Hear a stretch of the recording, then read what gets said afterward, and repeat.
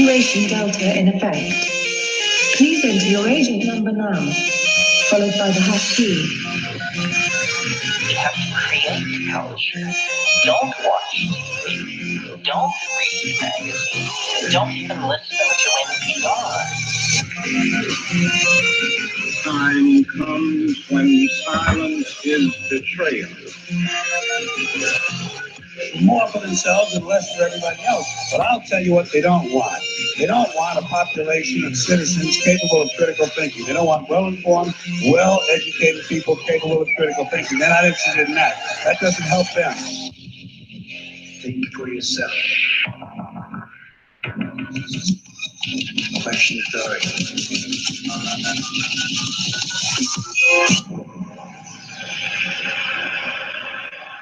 This code has been compromised.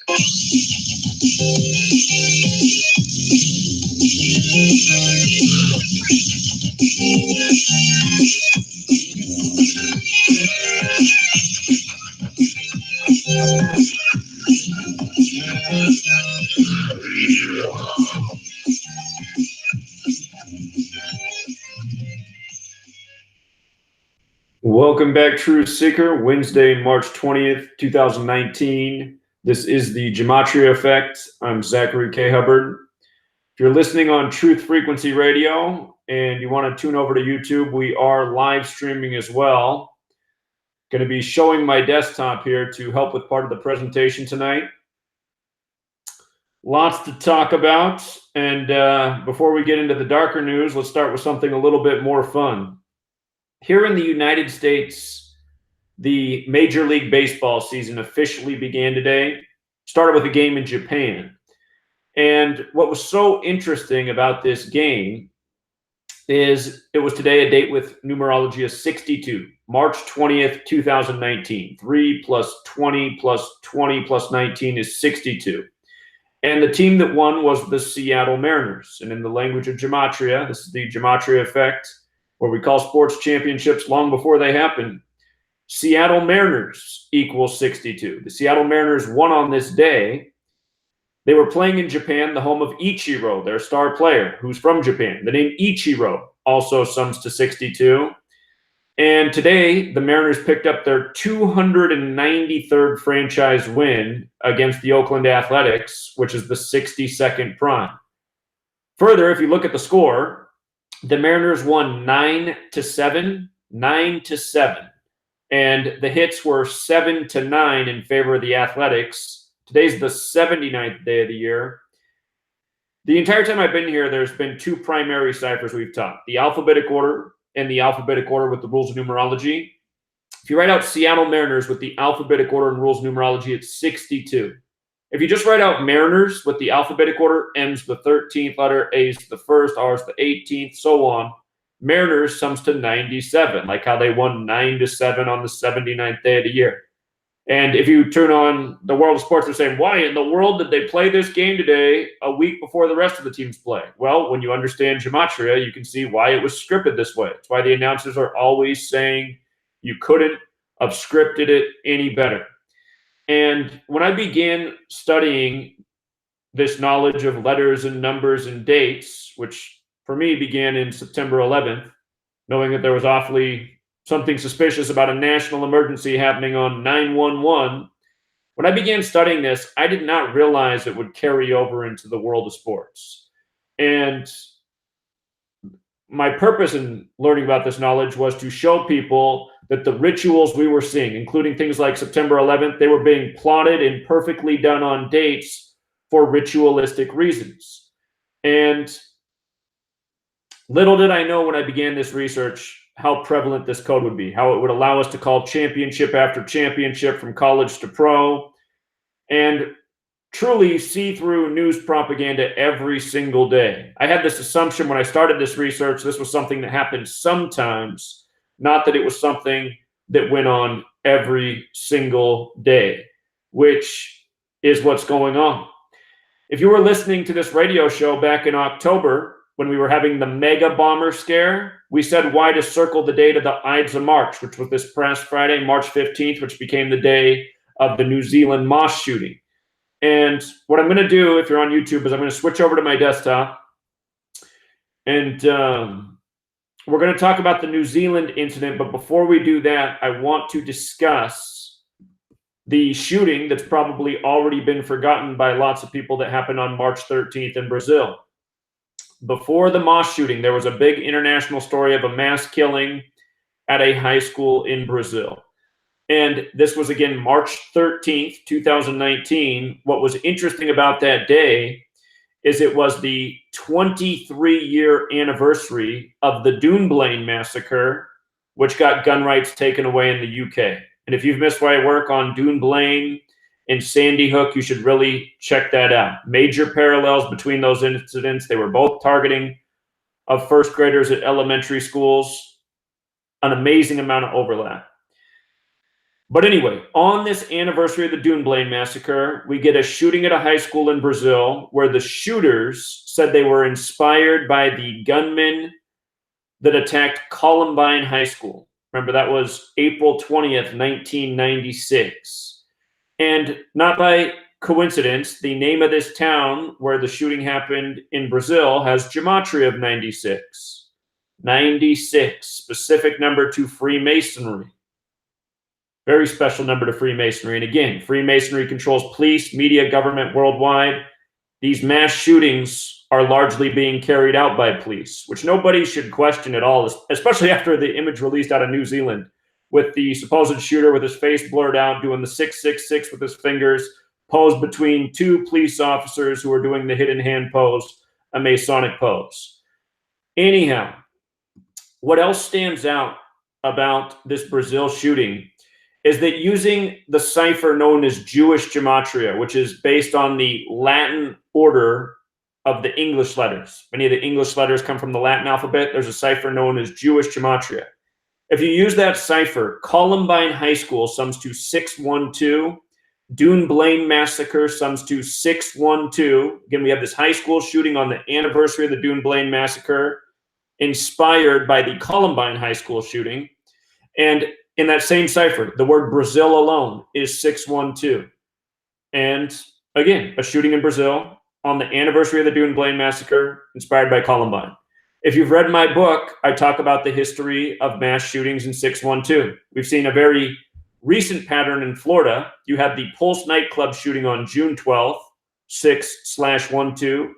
612 days later, you had the shooting at Stoneman Douglas High School, Pulse nightclub, like how a heart pulses, Valentine's hearts. By the way, Valentine sums to 612 in Sumerian Gematria, 612. And then 6 months and 12 days later, you had another shooting in Florida at a Madden football video game tournament. So that's just the short list. There's just so much to 612. The Sandy Hook shooting was actually 6,120 days. 612, 0 after the Dunblane massacre came 6,120 days later. Again, 2 incidents targeting first graders that brought about legislative changes to gun ownership, a lot more severe in the UK where people lost their rights to own guns. So that happened March 13th. There's a whole lot more to it, but we'll keep it there. Let's get into what just happened in Christchurch, New Zealand. Christchurch, mosque shootings. Powers that shouldn't be trying to ignite a holy war between Christians and Muslims. So, going back to the mega bomber. You guys remember this story? The man sending bombs to pretty much all of Donald Trump's enemies, politically and in the media. This whole story was a psyop. More contrived propaganda by the numbers. What else? But when it happened, we pointed out the very clear riddle.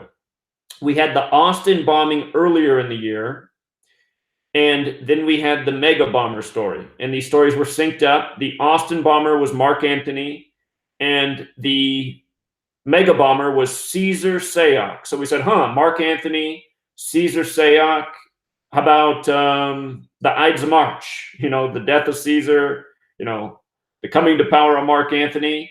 And it wasn't just that, but it was the numbers coded into the name that also had the same gematria as Ides of March. And one of the crucial numbers was 101. On my blog, which I'm showing on the YouTube live stream right now, CNN had a headline the day of the arrest: "These are not hoax devices." One of the main headlines they kept up all day, the day of the arrest of the mega bomber. "These are not hoax devices" equals 101, just like where the bomber was arrested, which was Plantation, Florida, which sums to 101. And the other thing we pointed out is his name, Cesare Sayoc, it summed to 56. Ides of March sums to 101 and 56. And the name Caesar Sayoc also has gematria of 109. So does the phrase "beware the Ides of March." Beware the Ides of March, 109.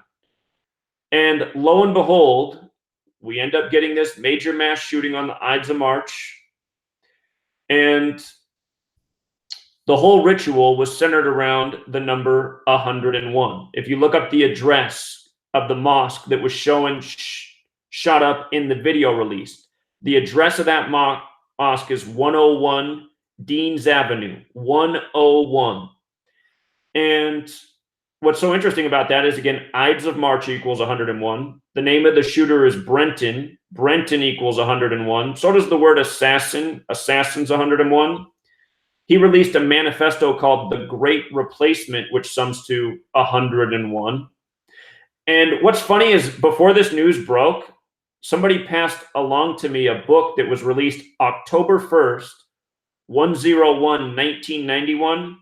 It's a horror story about a killer at Columbine High School.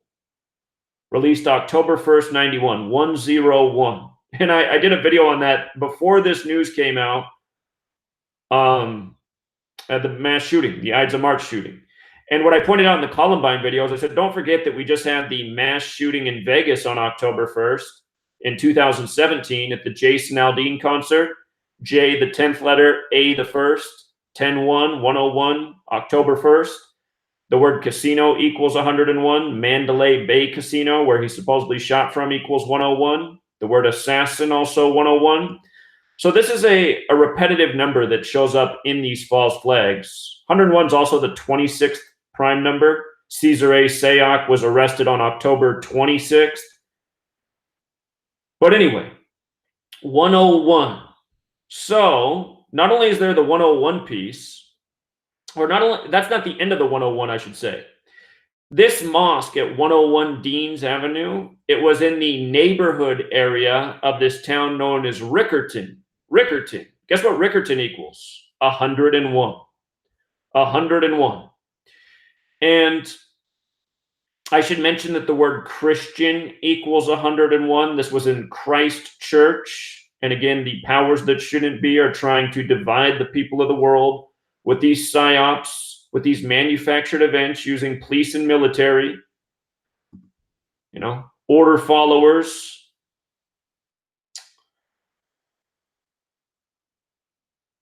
What's really interesting is if you're familiar, we have something called the 4-base ciphers, the alphabetic order with the rules of numerology, the reverse alphabetic order, and the reverse alphabetic order with the rules of numerology. In those 4 ciphers, Rickerton and Christian are a perfect overlap in all 4, the exact same in all 4. And there's more I want to say about that Christian riddle, which I'll come back to in a moment. But the second mosque that was shot up was in an area known as Phillipstown. Phillipstown. After the shooting at the Al-Nouri Mosque, he went to the Linwood Mosque, and that was in Phillipstown. What's interesting about Phillipstown is it sums to 61 in that same cipher, Christian 61. And also in that same cipher, Ides of March is 61. Active shooter has gematria of 61 as well. And following this Christian riddle, Christ Church happens to be on the 43rd parallel south. Jesus Christ has gematria of 43. with the alphabetic order and rules of numerology. If you turn the alphabetic order around and use the rules of numerology, Jesus Christ sums to 74, and this shooting was on the 74th day of the year. And when you turn the alphabetic order around and use the rules of numerology, active shooter is also 74. When you just use the alphabetic order, killing is 74. So is occult, so is Masonic. Since I began teaching about this in 2013, I've talked about the pattern of 33 and 74 in Masonic rituals. You know, there's just so many. But what's interesting about this one is it came 33 weeks after the Prime Minister's birthday of New Zealand. The shooting came 33 weeks after her birthday. Her father was in police. Don't forget that masonry equals 33. So does secrecy. So does order. So does police. Her father was a Mason. He was in police. She went to university on a Masonic scholarship. You just got to say, what are the odds? What are the odds? The mainstream media had a headline of hers emphasized, which I don't have up on the screen right now, but I did a video on it. The first headline they put out with her about our gun laws will change now, or whatever it said, whatever was emphasized in that headline summed to 101, just like Ides of March. But anyway, with regards to 74 in Christianity, just using the alphabetic order, Jesus is 74, Messiah is 74, Cross is 74, Gospel 74, Parables is 74. The name Muhammad is also 74, as is the name Lucifer. Another relevant term might be that white power sums to 74. They said the shooter was a white supremacist. They compared him to Anders Breivik, the bomber in Oslo, Norway. His name equals 74. They said he got permission from the Knights Templar. Knights Templar equals 74. Of course, the Knights Templar, you have to be a Christian to join that Masonic order that goes back to the Crusades. Crusades, Christianity, Islam. Think about the riddles here. Ides of March, Roman times.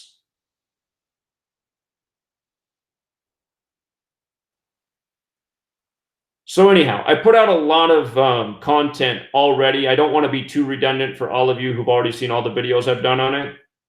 But one thing that I did overlook is that the address of, let me find where I just put it at. Shoot. The address of the second mosque that was attacked, it's up on the screen now. I just realized this last night. The second mosque that was attacked, the Linwood Mosque, it was at the address 223. And that's very strange because in Jewish Gematria, Masonic is 223. And just using the English alphabetic order, Masonic is 74, like how this came on the 74th day of the year. But I put out some research in September of 2018 why we should look to the date August 11th, 2019 for a possible attack on a well-known mosque in Jerusalem. And August 11th is the 223rd day of the year, a very special number.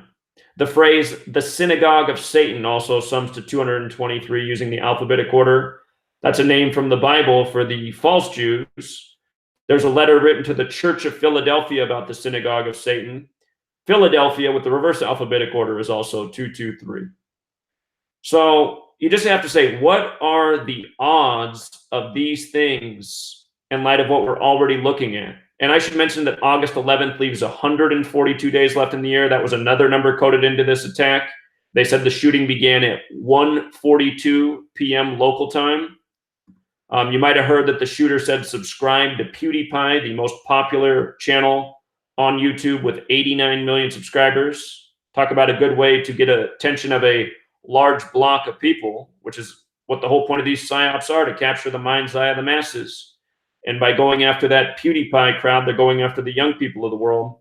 But what I pointed out about PewDiePie is from his birthday to the date of the attack was 142 days from his last birthday and 223 days to his upcoming birthday, which were numbers encoded in the incident. And the other thing that stands out about these mosque attacks in light of the date August 11th is that the zip code for the address is 8011. This is for both mosques as well. 8011. Doesn't that kind of remind you of the 8th month, the 11th day? So, you know, if you're new here, I don't know anyone in the world who's called more of these events and dates to look for by understanding anything, you know. There's some popular YouTuber who's called out false flags to look for. I think his name's Ole Demicard. He doesn't know anything about Gematria, but he says it's amazing that he's called 15 false flags in the 30 years he's been doing this. I mean, I've called way more than 15 since doing this since late 2013, you know. Probably called out 14 events just this year, in the last year, I should say. So, including to circle the date of the Ides of March, because it was being forecast as another big false flag day. And, you know, I hope nothing happens on August 11th, but exactly what we were talking about and the numbers, everything we were saying is encoded into this mosque attack that just happened on the Ides of March. So, the full name of the shooter, which another thing that's interesting about this is his full name has a gematria of 134, just like Tisha B'Av, just like 9th of Av. And Tisha B'Av this year falls on August 11th, 2019. That's why we're looking at that date in the first place. Tisha B'Av is to remember the destruction of the 2 temples. And yes, this shooting is synced up with the synagogue shooting that happened in October in the United States. From the synagogue shooting, which was a Masonic ritual as covered, to this shooting at the Christchurch Mosque was 139 days later. Freemasonry sums to 139. So the Freemasons got their fingerprints all over this, as they always do. Again, they control media, government, police worldwide. It is the network of Masonic organizations that are the New World Order, as they're so commonly referred to. You learn the occult knowledge they work by, which is this code of letters and numbers. You see how their rituals are so repetitive. They couldn't be any more repetitive. You know, 74, 74, 74. And in light of them saying this guy was a white supremacist neo-Nazi type, don't forget that the actor who played Adolf Hitler, that's been used in so many, you know, parody videos, that man just died 74 days before the 74-year anniversary of the death of Hitler, as I covered a couple weeks back when that death happened.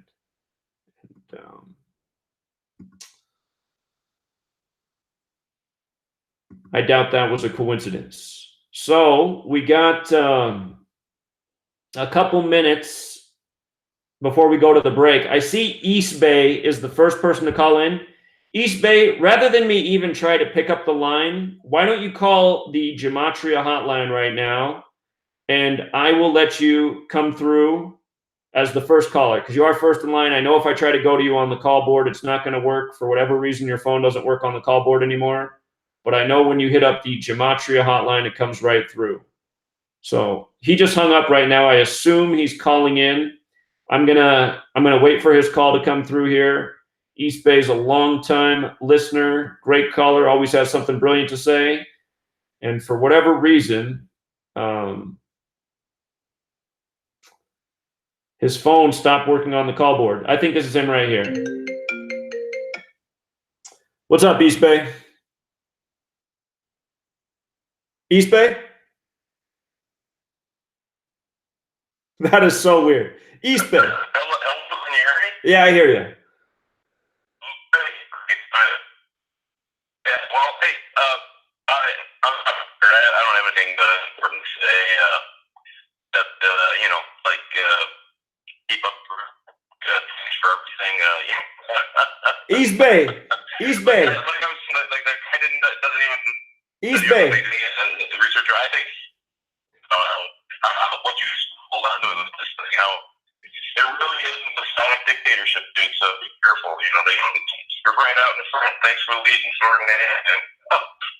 Hey, brother, you're gonna have to call. You're gonna have to call. You're coming through every other word. I don't know why it's not working again. Last week when we got off the show and you called in, it was as clear as day. Now it's all broken up again, even on this line. So I do not know what's going on, man. It's like they don't want your voice out there during the actual live show. something else. I'm gonna cut it off, East Bay. I'm sorry, man. I don't know. I thought it was gonna work perfectly, but it's all broken up. But I did hear what you said to watch my back, exposing the Masonic dictatorship. So thank you, friend. And have to do it after hours, I guess. Stay strong, friend. Right. That's really weird. His phone has not been working during the live show on the call board. Last week he called in after hours and it was perfectly clear, and now it's all broke up again. So I don't even know what to think about that.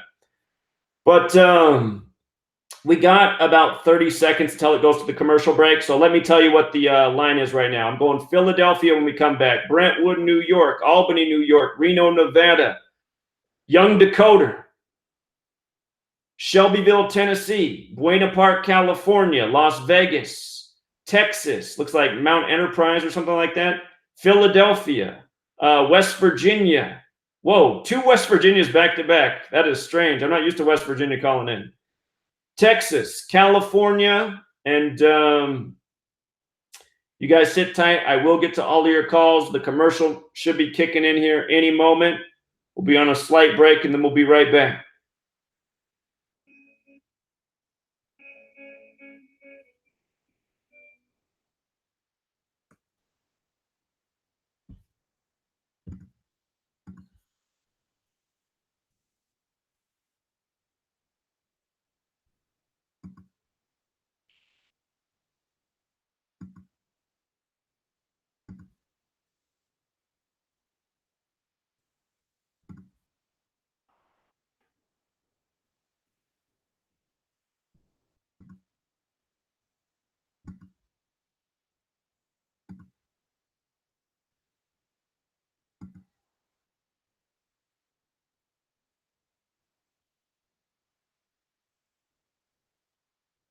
Okay, so what I've been doing over commercial breaks is interacting with the YouTube chat.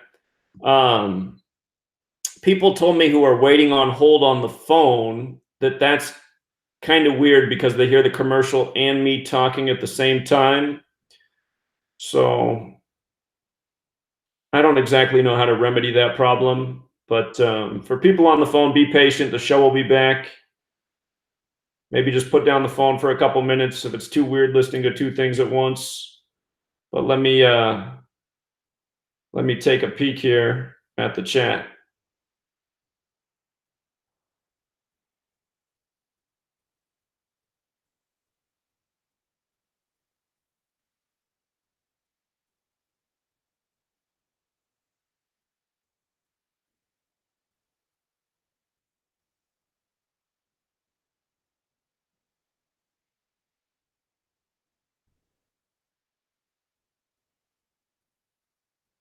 Thanks for the compliment, Bill. Appreciate it.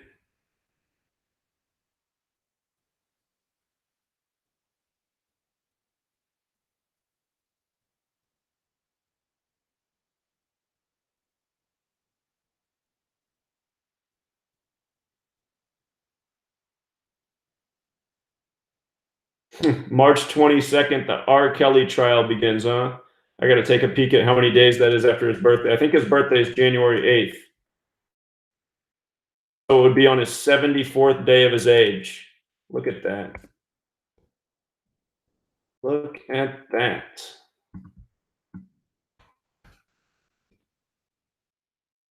The R. Kelly trial begins on 3/22 or 22/3 on his 74th day of his age. Again, Masonic is 74 and 223.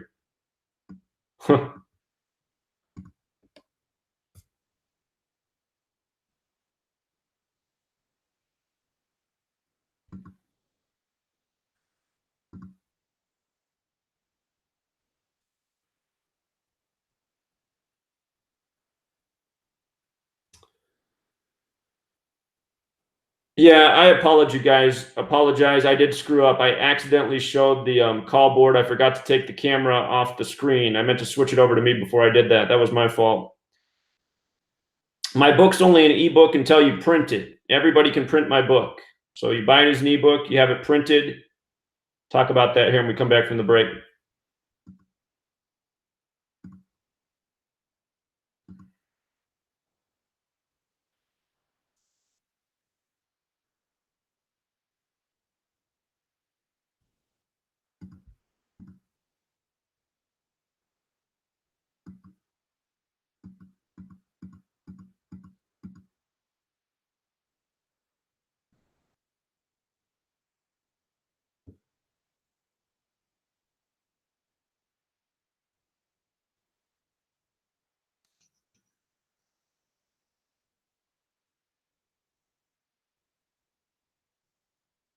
We're back, Truth Seeker. I want to apologize to the people on the call board. I screwed up and forgot to take the camera off the screen, and your phone numbers were briefly shown. As soon as this live stream's over, I will edit that out of the video. Major apology. That was a big screw up on my part. Will not happen again. That said, going to go out to Philadelphia. Thank you for your patience, Philadelphia. Hey, Zach, how are you? Doing well. How are you? Good. I may have an example of synchromysticism to share. Please.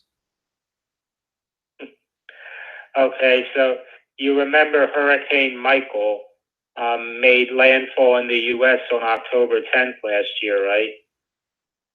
Right. Right.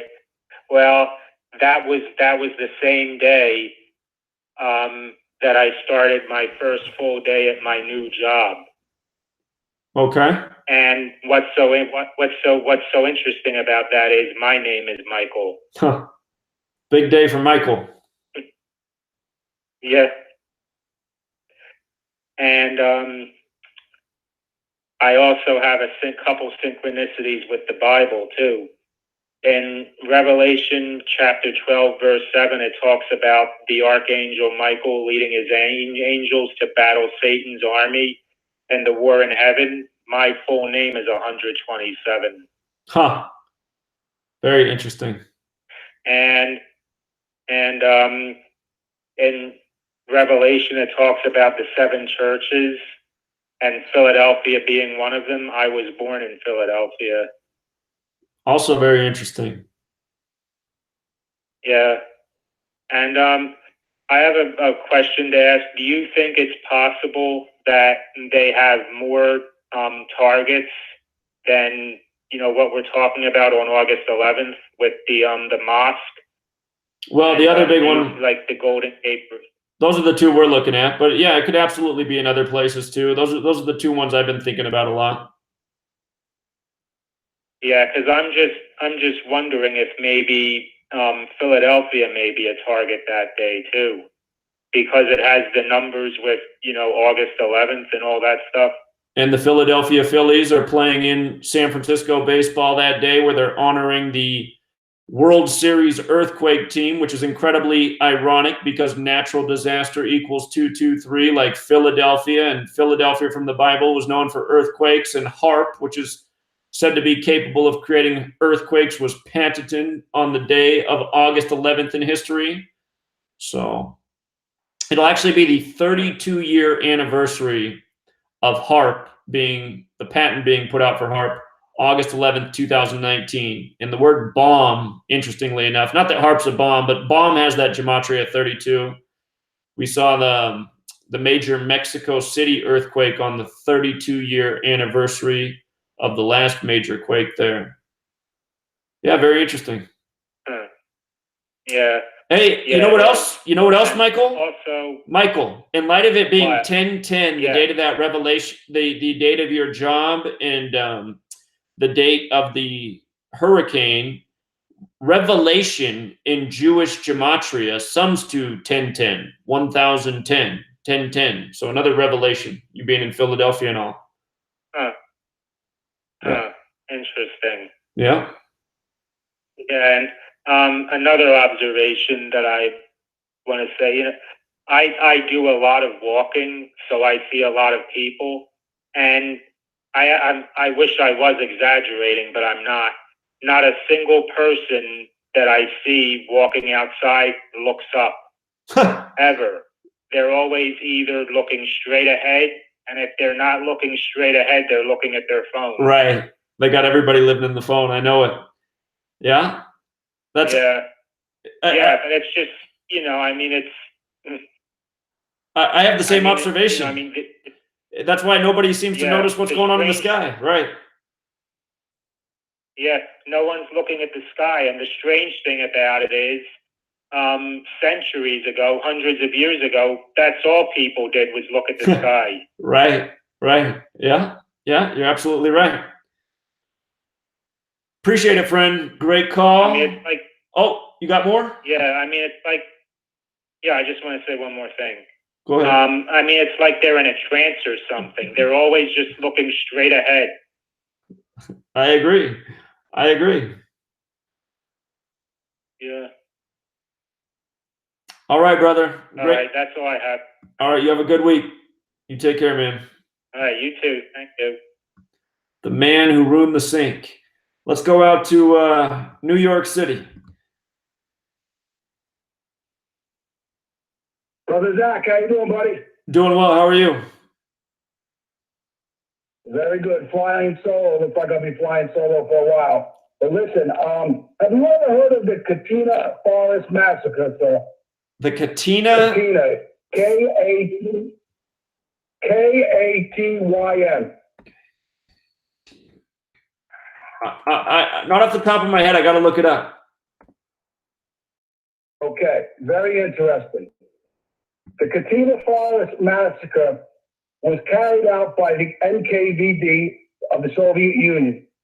It was the execution of Polish military officers and intelligentsia, physicians, lawyers, civilians, women in 1940. It was a political murder. The massacre was prompted by the NKVD chief Levente Barara. I probably butchered the name a little bit. He was, I guess, the chief of the NKVD. And he had proposed to execute all captive members of the Polish officer corps dated March 5th, 1940. And it was approved by the Politburo of the Communist Party of the Soviet Union, including its leader, Joseph Stalin. The victims are estimated at 22,000. What was very interesting, these victims were all these top military people. This was the dispute over the area. They were allowed to come in, the Soviets, because I guess the captain or whoever was in charge said, let them come in.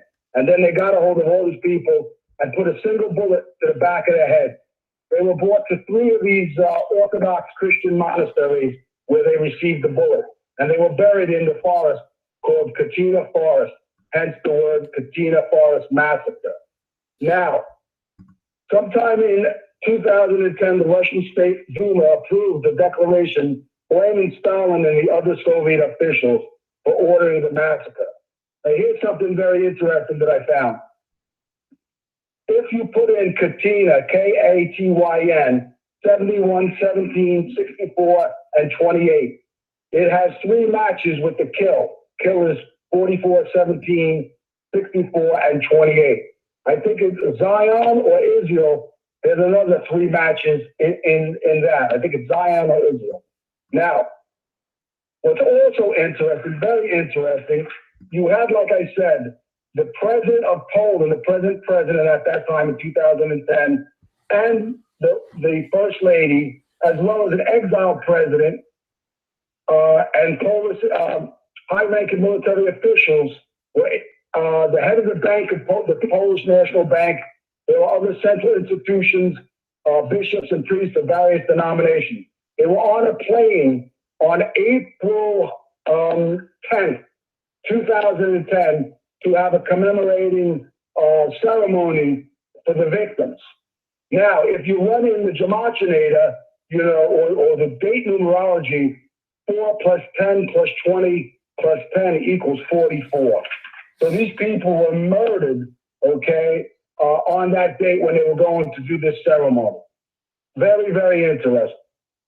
I also see in the blurb you're reading from that it says the whole incident was prompted on March 5th, which is the 64th day of the year, to go with the name of the massacre as well. And again, that word kill has Gematria 64, also like Zion and Israel. And of course, the world wars had a lot to do with Zion and Israel. So yeah, great observation. I had not heard of this before. And yeah, it looks like another mass tragedy by the numbers in history. So.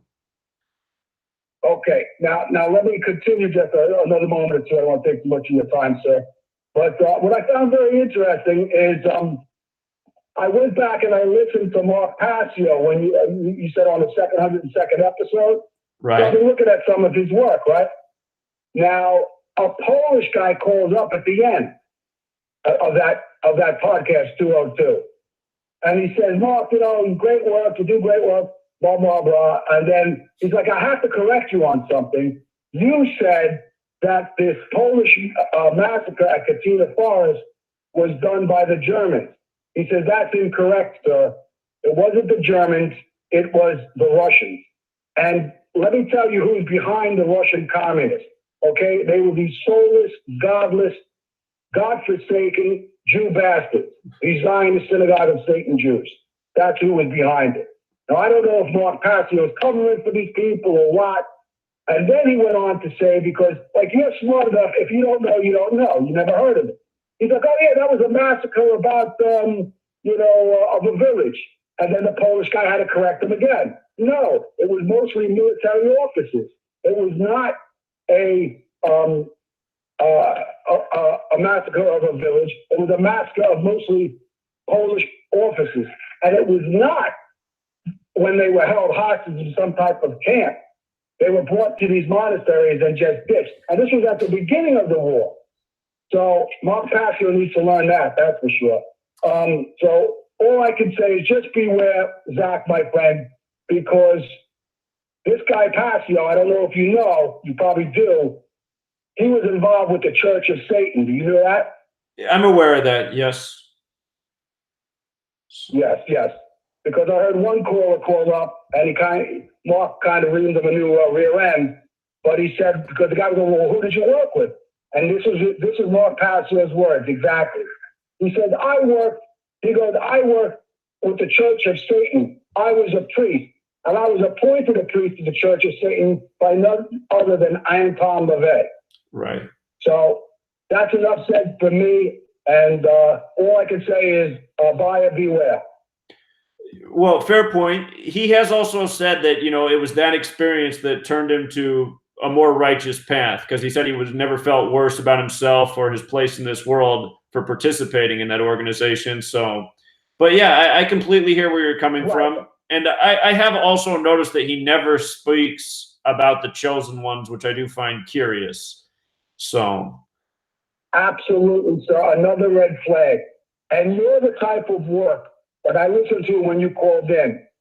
Anybody that has came across your work, sir, your great work, I might add, sir, would know whether they came across it, okay? It's not something that somebody who's bright as Mark Passio is, and he is very bright, and he knows quite a few things on natural law and all those other things, okay? No doubt about that. But you come across some type of work like yours, sir, you have cracked a very esoteric code and have all the evidence to prove it. So anybody that is not familiar with your work should get familiar with it. And all I can say is, I love you, Zach. You're a good man. Thank you for what you've done. And all I can say is buyer beware. Fair points, caller. I really appreciate it, as always. And good to hear your voice. Tell your buddy we miss him here. So you have a good night, friend. Bye, brother. All right. Take care, man. That's one of our two favorite callers there from New York. And actually, we have a lot of great callers in New York. I don't mean favorite. That's not how I meant it for all the great New York callers. But, normally that's the tag team right there. They normally both get on the line. But his wingman has found the woman of his dreams, and he's taken a break from the radio program, which reminds a lot of us of growing up. You have that good friend, and then they meet their significant other, and then you hardly ever see your good friend anymore again. So the way the world goes. All right, let's go up to Albany, New York. How are you, New York? Zach? Yes. Hey, how you doing, man? Doing well, thank you. Good, great show tonight, as per usual. Just a couple of quick things I wanted to put in your ear. Two quick things, and I'll be brief. But you were talking at the top of the show. You were talking about the 9/11 paradigm, and I love all your research that you've done, like with the sports and the movies and stuff and government. But the 9/11 stuff I find particularly fascinating because somehow it always seems to kind of loop back to that atrocity of a day. but I came across that because I do research too, courtesy of you. But in my research, I found something, little tidbit that I wanted to throw your way that maybe you can do a little. I want to hear your input on it. That's really what I'm trying to get at here. I can forward you the link to the article if you want. It's very short and concise. It's not long if you want to read it. But in regarding the 9/11, and by the way, you had some great stuff on 9/11, like in your first video channel. You had one with the one I think with 1,000 videos on it that got deleted. You had one right at the top. It was about an hour and 30 minutes or something. You remember that one? That was an incredible insight that you put out there. The first video I ever did on 9/11 years ago. Yeah, it was on your very first page, I think, and it was one of the very first videos, and it was about an hour and a half, and it was incredible. I think you chimed in on it here and there, but it was kind of like a little mini movie, little documentary. Yeah, that was. I don't know if that was on one of your channels that got deleted or. It was on my first channel. Yeah. Yeah. Okay, but well, this quick observation, then I want to ask you a quick follow-up question. But in my perusings, I caught this, and the title of just the link, one thing leads to another when you're doing research, right? Everything is just connected, one thing after another. The title of the article reads, "Did Elton John predict 9/11?" Okay, that's the title. Okay. Now I'm like, that's kind of weird. And so I clicked on the link. I read the article, very short, like I told you, and I found it a little curious because the lyric to the song "Goodbye Yellow Brick Road," you remember that one? Of course. Yeah, and off the album of the same name, and one of the lyrics in that song, and I'll read it to you, quote. It highlights it in the article, the lyrics. It says, in the second verse of the song, it says, "What do you think they'll do then? I bet I'll shoot down the plane." Now, end quote. That's the lyric in the second verse. Now, that could mean a lot of different things, but the title of the article and linking it to that lyric, it made me a little, it piqued my interest, and I wanted to know if maybe you can do a little gematria on this, and maybe if we can sort of break it down a little bit more, maybe you can figure something out from that. Does that sound bizarre to you, or does that sound like something, kind of typical? The first thing that jumps out to me is "Goodbye Yellow Brick Road" in our most pierced cipher is 111, just like New York's 111, just like September 11th leaves 111 days left in the year. So, I mean, that jumps out right away. But, I mean, it is a pretty vague lyric, and you could say, well, man, maybe a lot of planes have been shot down by this crazy agenda over the years. But yeah, specifically on 9/11, especially Flight 93, I mean, what happened to that plane?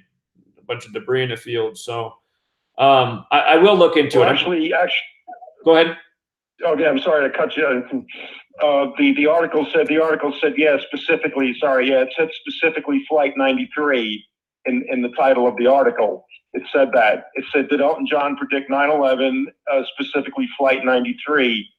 And then that even was more suspect, and then there's another one, actually, a lyric that's highlighted in the song. It says, "You can't plant me in your penthouse." I'm going back to my plow, but I don't know. I thought maybe if you did some gematria on that album, and well, I mean, you did it right off the top of your head. But I don't know, I just thought it was kind of interesting, and I wanted to hear, your input on. That's why I call into you, because you can break things down very simply. But I can forward you that article if you want to take a gander at it, and maybe you can break something open with it. Who wrote the article? I just did a quick web search, and yeah, I see something from International Skeptics. There's no name for it. International Skeptics, is that the site? Yeah. Okay. That's it. Yeah. Yep. And then there's it's actually a whole bunch of blurbs that talk about it from different people. I guess it's an anonymous site, but that's what I came across, and I'm like, whoa, I got to bring this up to Zach. It just seemed a little peculiar. Yeah, and you can read that when you're free to do it. But I just thought it was kind of interesting because you gave a great insight on an earlier video on your new channel now. This one with the Supertramp album. Remember that one? Right. With the Breakfast in America. Right. I mean, just really strange things like that. But the second thing I just wanted to ask you really quickly was, do you know, like with these like cult leaders, like the Mansons of this world and stuff like that? I mean, do you know, like, is the reason why they have such incredible charisma and why they can pull such, let's say some certain people who are just brain dead and they're just zombies, and they just pull these people in and hang on their every last word? Do these people who hold this incredible grip over their followers, do they speak in a code of Gematria? Is that how they put out their word? Is that what they're speaking behind? Is that why they're so eloquent in their elocution and their orating? Would you know, or is it just something, hey, I'm a great speaker and, they have the gift of gab? But do they speak in a code of Gematria? Is that the trick that they use, do you think? Or what are your thoughts on that, if any? Well, it's possible. I think people who are great speakers will obviously attract followers. I mean, there's no secret to that. But again, the word spell, we use it to craft words, and we also use it in terms of, casting magic. And somebody did a great decode on Donald Trump's recent State of the Union and the things that he phrased right before the big applauses, how they just kept quoting the same numbers over and over again. And obviously, Donald Trump has a lot of people under his spell. And it's not just Trump. I mean, it's just a recent example. But yeah, perhaps they do this, and maybe it does have some sort of subconscious effect. I don't have the answer to that definitively, but it's absolutely a thought, and perhaps.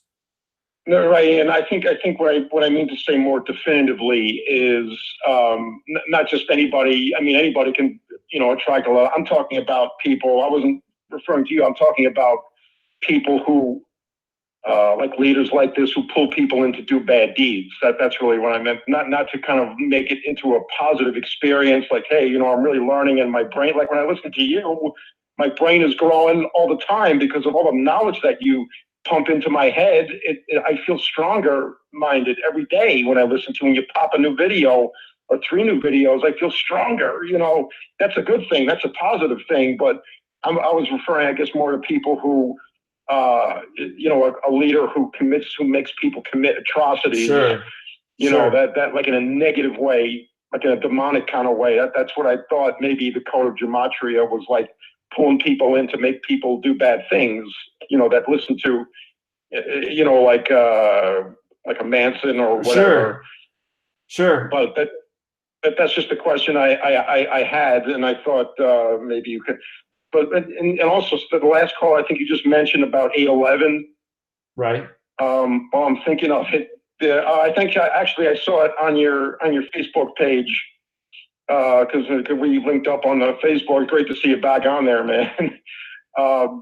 That movie that's coming out about the Us? What is it? It's a Pixar movie of some sort, and it shows the Golden Gate Bridge, and it's coming out on that date. I think I might have even gotten it off your page. I don't know. I did see it. Oh, it's the Sonic the Hedgehog movie. Sonic the Hedgehog. It comes out November 8th. Yeah. Oh no, okay. I'm sorry. November 8th. But you mentioned something last week or the week before about November 8th too, right? You said either August 11th or November 8th. Something might go down on the November 8th too. So I think there were both dates, if I'm not mistaken. They're both dates. They have the number sequence. Did you make any predictions? It's like how this past year on November 8th, that's when Paradise, California and Los Angeles, California burned up. And Paradise, California, as well as Los Angeles, California, both summed to 118. So, yeah. Right. Yeah. Oh, well, but anyway, I just wanted to throw those things out at you. Forgive me. I suck at phoners, so I'm trying my best to not stutter and stammer and everything. You did just fine. I appreciate it. I appreciate your time, man. Keep up the great work. All right. Thank you, friend. You have a good night. Appreciate your call. Okay. All right. Talk to you soon. Yeah. Take care. All right, we got about a little more than 30 seconds before the break. Reno, Nevada, you're up next. Then Young Dakota, then Tennessee, then Buena Park, California, then Vegas, then Texas. Just stay right where you are. I'm going to get to all the calls. Everybody who's on, we're going to make it through before the end of the show. Rather than going out to Reno next, just because it's almost the commercial break. Just looking at the question he asked about Elton John. It is interesting that Goodbye Yellow Brick Road sums to 111 in light of this question being asked. Is this some sort of predictive programming for September 11th? And the lyrics are a little bit vague, but again, September 11th happened on the day leaving 111 days left in the year. New York's 111. What else stands out to me is Elton John equals 41 in the most pure cipher, just like how September 11th happened on a date with 41 numerology. Don't forget Al-Qaeda equals 41. So does Saudi Arabia. We'll be right back, True Seeker. We're going to commercial.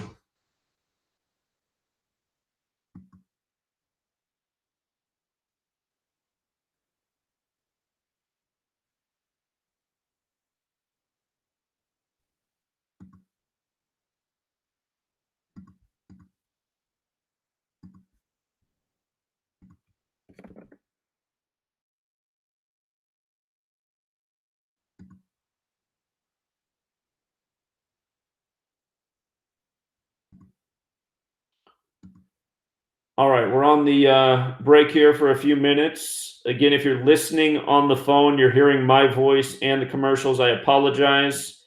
What I'm doing during these live streams, because we're also broadcasting on YouTube, is I am interacting with the chat. So I'm going to take a peek there right now. Thanks for the compliment, Gravity Storm. Trump, the election was November 8th. That is true. He was announced as the 45th president-elect early November 9th, the anniversary of the fall of the Berlin Wall. Again, Donald Trump has that commercial with Serta mattresses talking to sheep on pillars. The sheep have 11 and 9 on the side of them. Donald in Jewish Gematria is 119. Tony, this YouTube live stream is something that we just started doing in recent weeks. This is my Wednesday night radio show on Truth Frequency Radio. And the man who runs the network, he asked if we would start broadcasting on YouTube. It's something he wants all the hosts to do. There's a lot of hosts don't want to do it because they don't want their face to be out there. But I like the idea. And so here we are. But yeah, the radio network does have commercials at the 30-minute mark and about the 1 hour mark. So, that's how the radio station stays afloat. There's not much, it's not a subscriber driven radio network. And I can attest to that. My monthly radio program brings in about $80 a month revenue for the station, and actually 40 for the station. I get half of it. So there's $80 in subscription fees per month. So obviously you can't run a radio network on that. So they have to do commercials.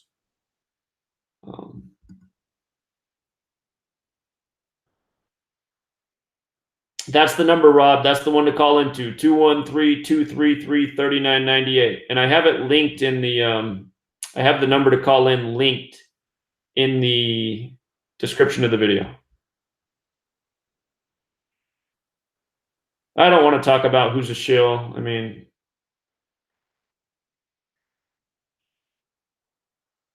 use your discernment. Got about 10 more seconds here till the commercial break is up. Thanks for all the compliments. I appreciate it. We're coming back here, Truth Seeker. Is the Truth Frequency Radio Network. TFR. Truth Frequency Radio.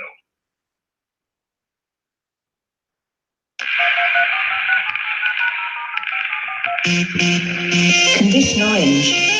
Condition orange. Situation Delta in effect. Please enter your agent number now, followed by the hash key. You have to create culture. Don't watch TV. Don't read magazines. Don't even listen to NPR. Time comes when silence is betrayal. More for themselves and less for everybody else. But I'll tell you what they don't want. They don't want a population of citizens capable of critical thinking. They don't want well-informed, well-educated people capable of critical thinking. They're not interested in that. That doesn't help them. Think for yourself. Question authority.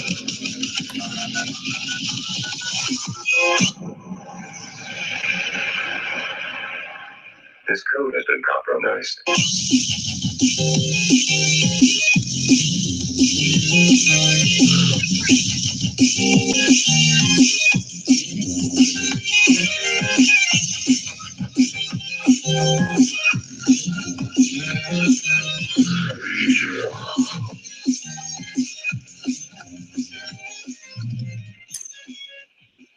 We're back, Truth Seeker. This is the Gematria Effect. We have 2 hours of show left. We're on every Wednesday night for 3 hours, starting at 6 p.m. Pacific. That's 9 Eastern, 6 to 9 on the West Coast, 9 to midnight on the East Coast. This is internet radio, so check your time zone. I'm out here on the West Coast, so that's why I speak from that perspective. Let's go out to Reno, Nevada. How are you, Reno?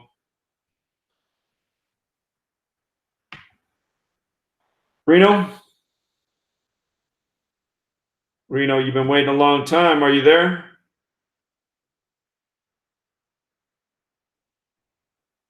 Oh, hold on. Hold on. Something goofy happened here. 1 second, Truth Seeker. How did this even happen? Sit tight, Reno. I know what's wrong. Let me fix this.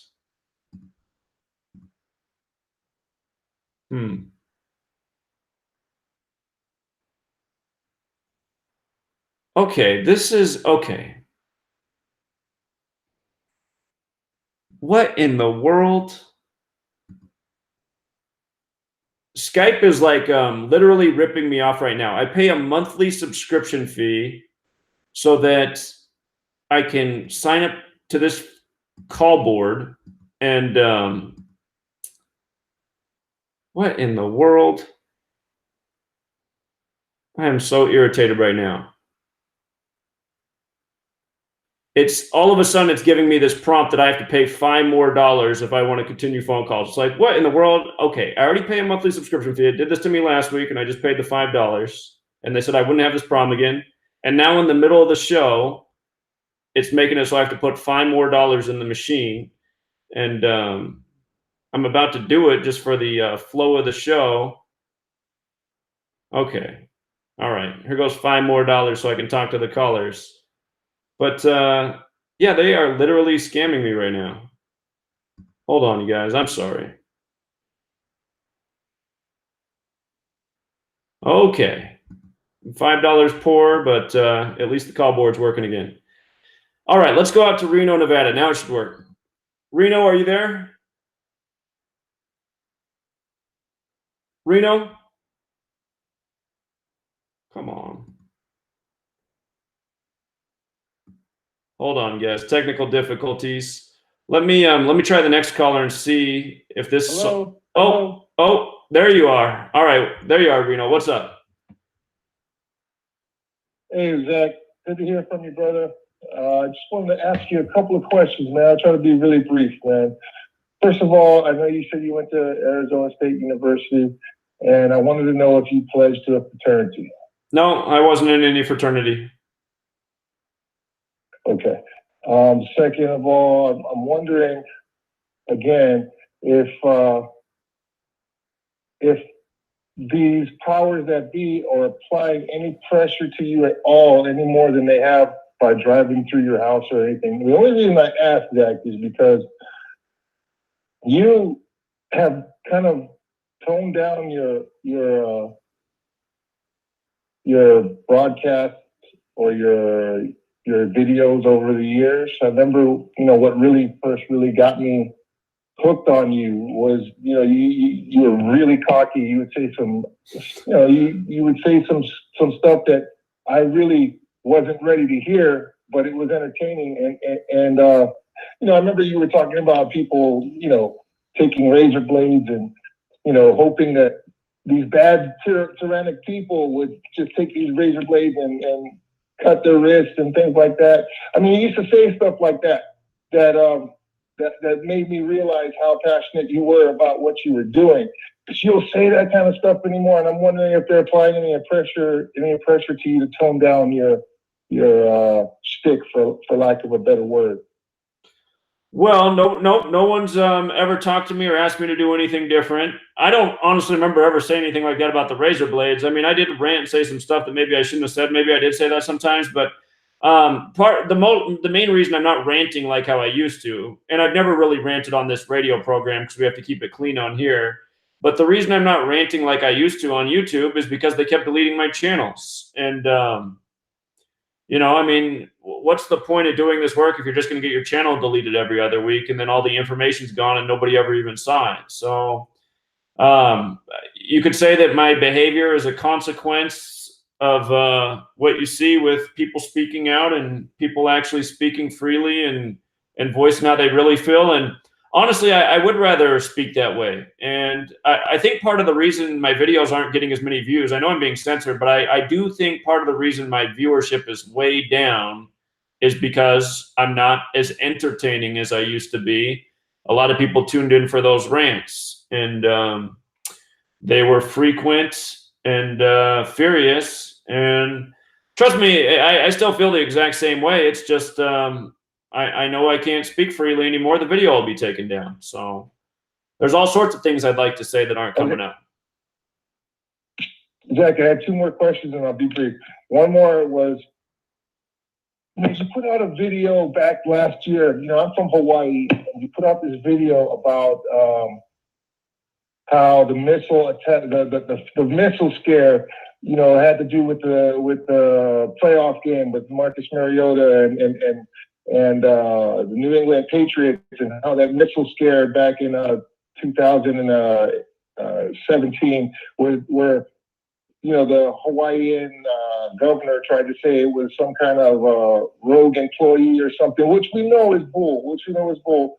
But you know, that video, man, that, you know, just the ramifications of that tyrannical bullshit that they put out, man. You know, when I was in Hawaii when that missile scare happened, and my son was 7 years old at the time, and he had his own cell phone. We had our own cell phones. They came across a cell phone, imminent missile attack. It was, you know, and it scared. It was January 13th, 2018. That was the day that happened. Yes, and I moved to Reno in February 12, 2018. So I was in Hawaii at that time, and my 7-year-old at that time, he's 8 now. He's still, every time like an emergency broadcast system alert every month will come on the TV or something, scares the crap out of my boy, man. And it's the kind of tyrannical government we have. But I just wanted to ask you, can you please detail this August 11th again? Because I see that you related it to the 223rd day. I've heard that you've broken that down, but I've missed certain key broadcasts where you've actually broken down how you came to August 11th and how that's going to happen. Because what I'm seeing right now is all these things lining up on your channel. You know, like with the girl from that video, that TV show Full House. You had put out a video about that and how that stuff kind of lined up with the 8/11. And I'm seeing that. I just don't. Can you just detail how you came to 8/11 again? Because I just want to be more in the know about it. Because, you know. Sure. Okay. So here, that missiles, when you put up. I'll do it right now. Before I go to August 11th, I just want to remind people about what happened January 13th, 2018, because it's important too. I'm sure everybody remembers the day that Hawaii, it was at 8:08 in the morning, they got this, and isn't Hawaii the 808 area code too?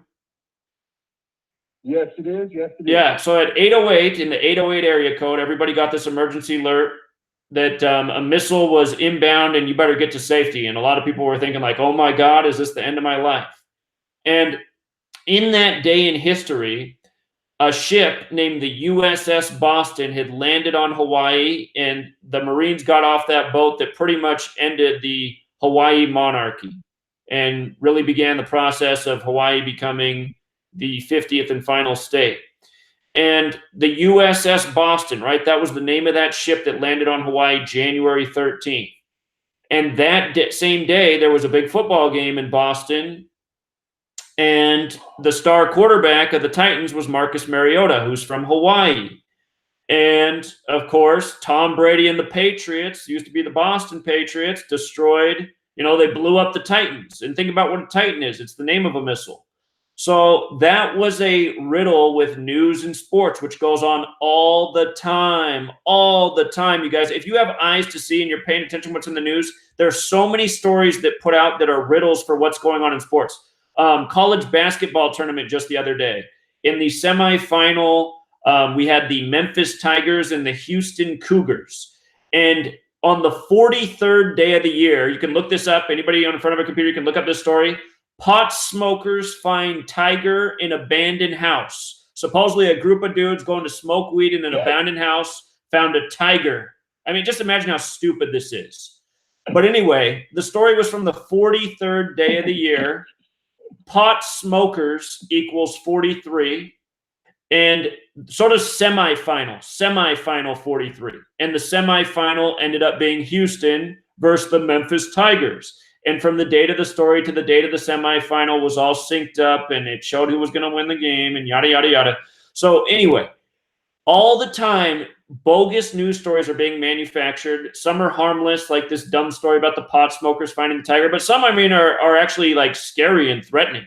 And don't forget 9/11 and the Patriot Act and then the emergence of the New England Patriots. This is the world we're living in.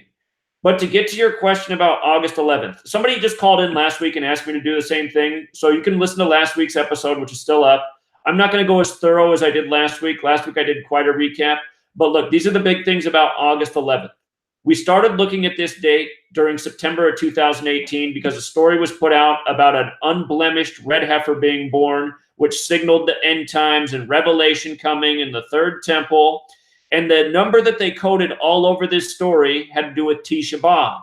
Tisha B'Av's to remember the destruction of the two temples, which is connected to the prophecy of the third temple. They said, at first they reported that this cow was born on the day leaving 118 days left in the year. And since then, they've now changed the birthday of this cow. But anyway, right away I looked and I said, oh my God, the upcoming Tisha B'Av is on August 11th, which is kind of like 118, 11/8. So I looked at that and I saw, okay, Tisha B'Av's that day, the Muslim Day of Sacrifice is that day, the Hajj is that day when the pilgrimage is made to Mecca by the Muslims. And so anyway, that's how we started looking at August 11th. And then once we started to look, we just started to find all these other riddles everywhere. The third temple is connected to the prophecy of the Jewish Messiah arriving through the Golden Gate. And we noticed that the mayor of San Francisco, her birthday is August 11th. And we thought, that's weird. San Francisco, Golden Gate, August 11th. She's going to turn 45 years old on August 11th, 2019. She's the 45th mayor. Golden Gate equals 45. So does Holy Bible. So anyway, there's just all these riddles we've uncovered since we started to look at this date. And the Golden Gate that's referenced in regards to the third temple is obviously not the Golden Gate Bridge in San Francisco. It's the Golden Gate that's right there in Jerusalem. But still, when you hear Golden Gate, it makes you think of San Francisco.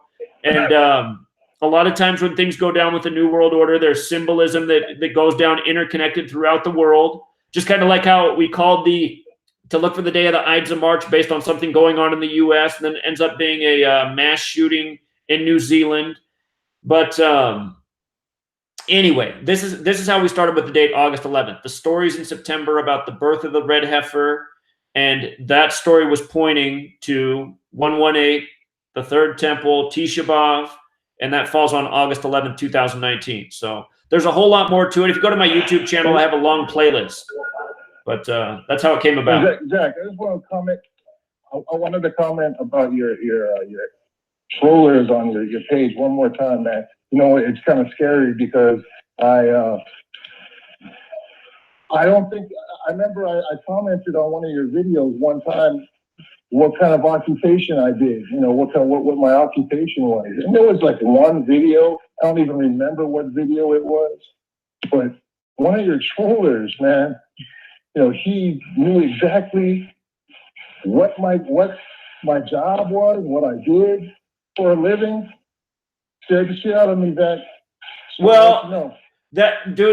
Okay, so that is concerning, and it's obvious that the trolls who are on my Patreon page are living there. They're literally living there. They're there at all hours of the day. They're harassing everybody, and it's horrible, and it's the worst thing about my Patreon page. It's why I tell people to just ignore the comments, because they're living in the comment section, just participate in the video content, the live discussions. But I can't get away from the trolls. The trolls stick to me like glue. I've been trolled since I started doing this work, and I've been harassed around the clock by trolls. So I have no doubt that a small army of men are hired to watch me and harass my followers and take notes. And it's the downside of the technology age. The technology, it's like that movie, The Enemy of the State, that I just talked about a few weeks ago. Gene Hackman's character, he used to work for the government in telecommunications, and he says, that's why I don't have a phone in my house, because he said, since the 40s, they've been collecting all of our data and information and making profiles on us. And yeah, it is concerning, and it is alarming. And I'm sorry, man, but I think at the end of the day, these people, they just want to scare you and harass you more than anything. That they're really a bunch of cowards. And just look at what I've been through. I mean, I've been harassed, I've been threatened, I've been jailed. I've had a car crash through my house on Christmas Eve, but I still, keep on going. I don't let any of those things stop me. It's not that anybody wants to have these things come into their life, but I think these people are ultimately cowards, and beyond, threatening and harassing, I don't know if they'll ever really step beyond those bounds. So, and I imagine that you guys who follow me, you'll never have to go through any of that. I think they really go after me because I'm kind of like the primary source of this research, which is threatening to them. So,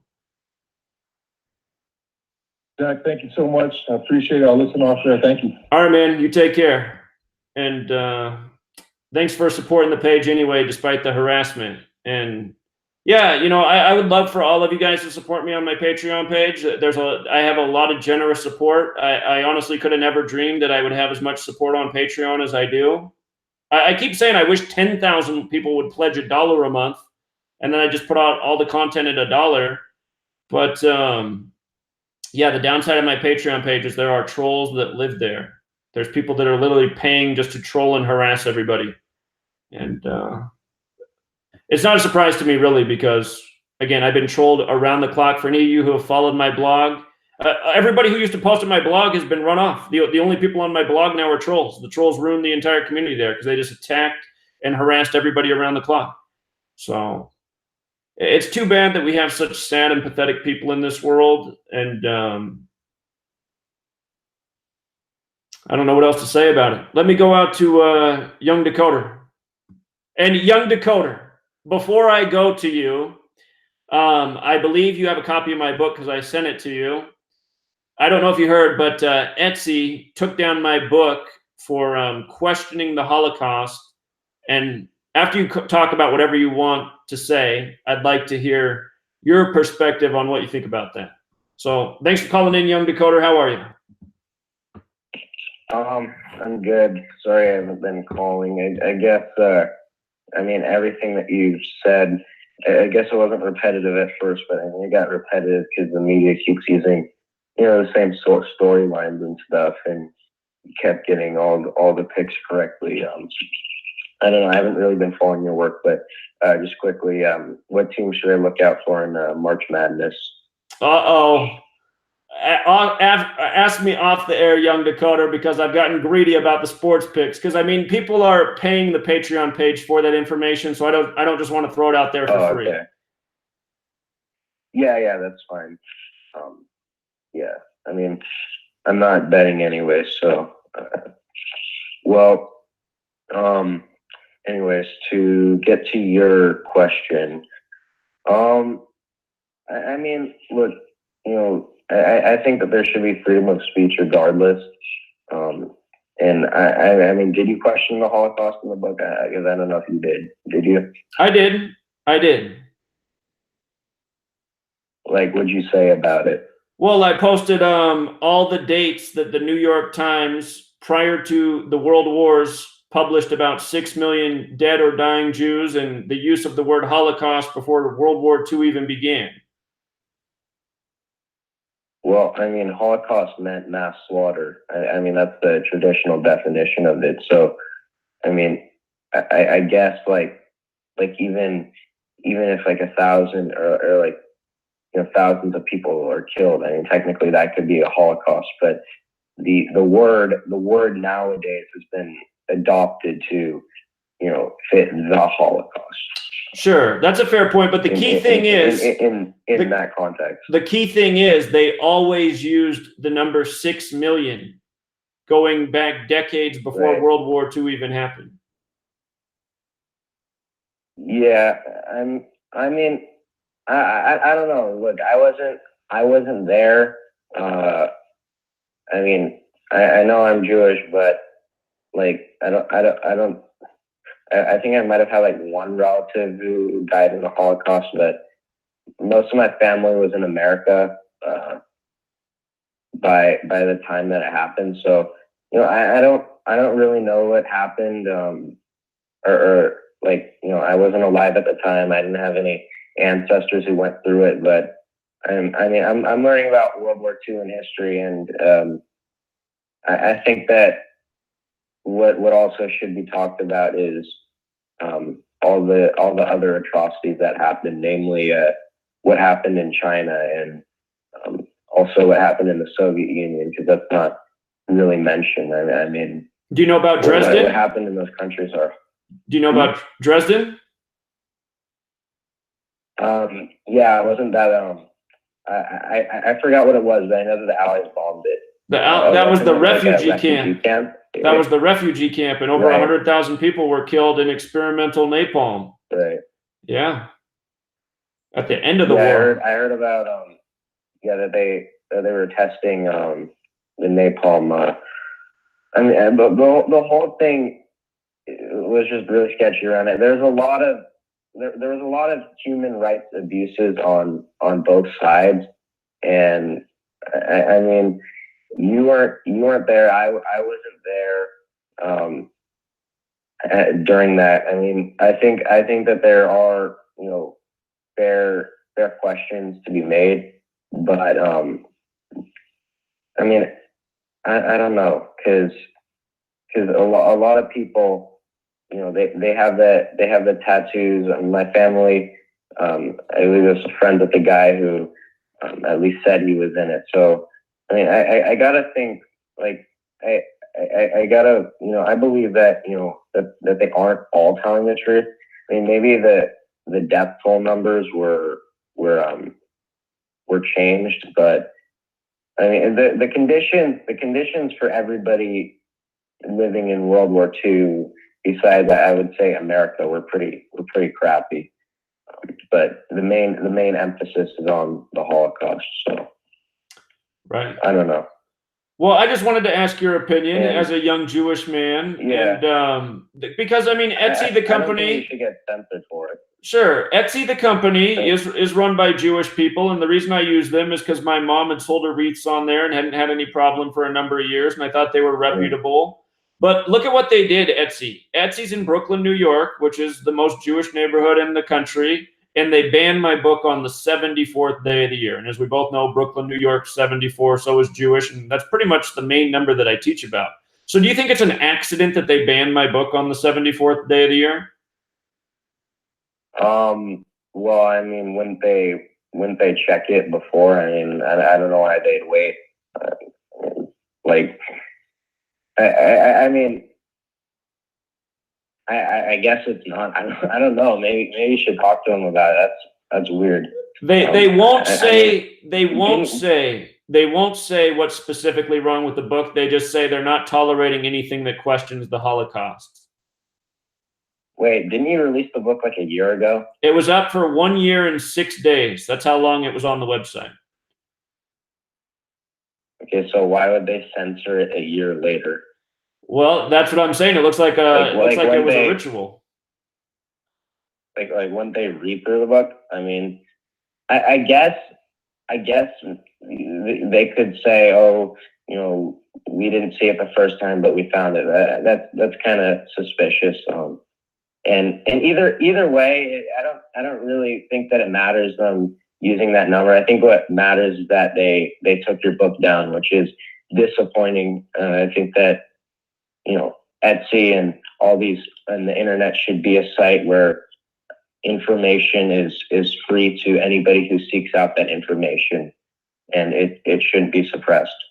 I think you're right on. Whether I agree with that content or disagree with it or whatever anyone else thinks, we should, even if it's bad ideas, we should let the bad ideas be heard so we can let them have a say. Absolutely. Hey, we're going to commercial right now. Young Decoder, great to hear your voice. Appreciate you calling in. You have a good night, friend.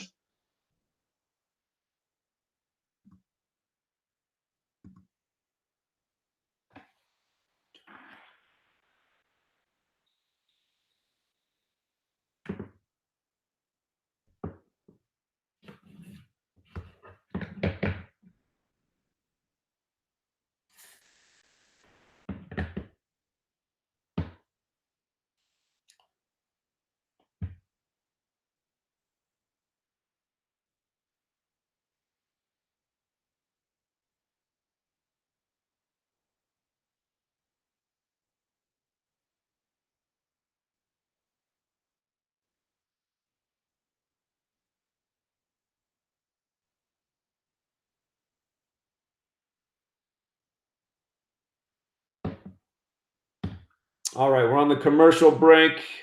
Again, if you're listening on the phone, wow. Isaac, thank you for your donation, man. Very generous. Not used to getting the donations, but that's very nice of you, Isaac. I really appreciate it.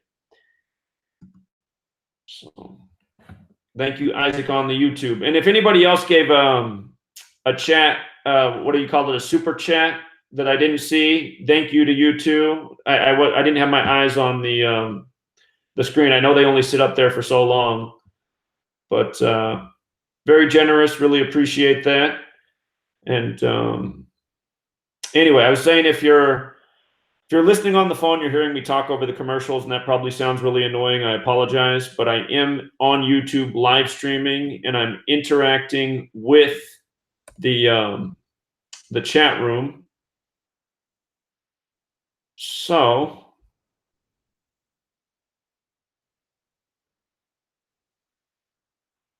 seeing what kind of questions are out here. The person who left the super chat, Isaac, he said, heard you call into Mark Passio's show. Both of you are inspiring. Thank you. And thank you again. And Dave says you're welcome. I'm guessing Dave donates every day. He's a member of my Patreon. Thank you, Dave.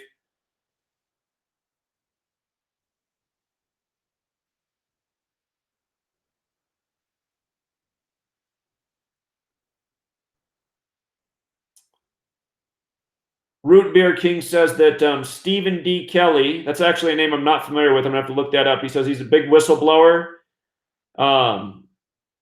He got taken down on the web, I guess, that same day, the 74th day of the year.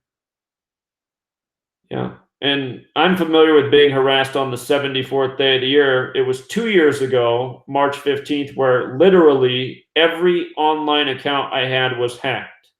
Every online account. And what I did after that day is I set up everything with the two-party verification. So pretty much to access anything of mine, I have to get a text message and then put back in a password code. So it makes it a little bit more tedious logging into things, but so far I haven't been hacked. So I think we're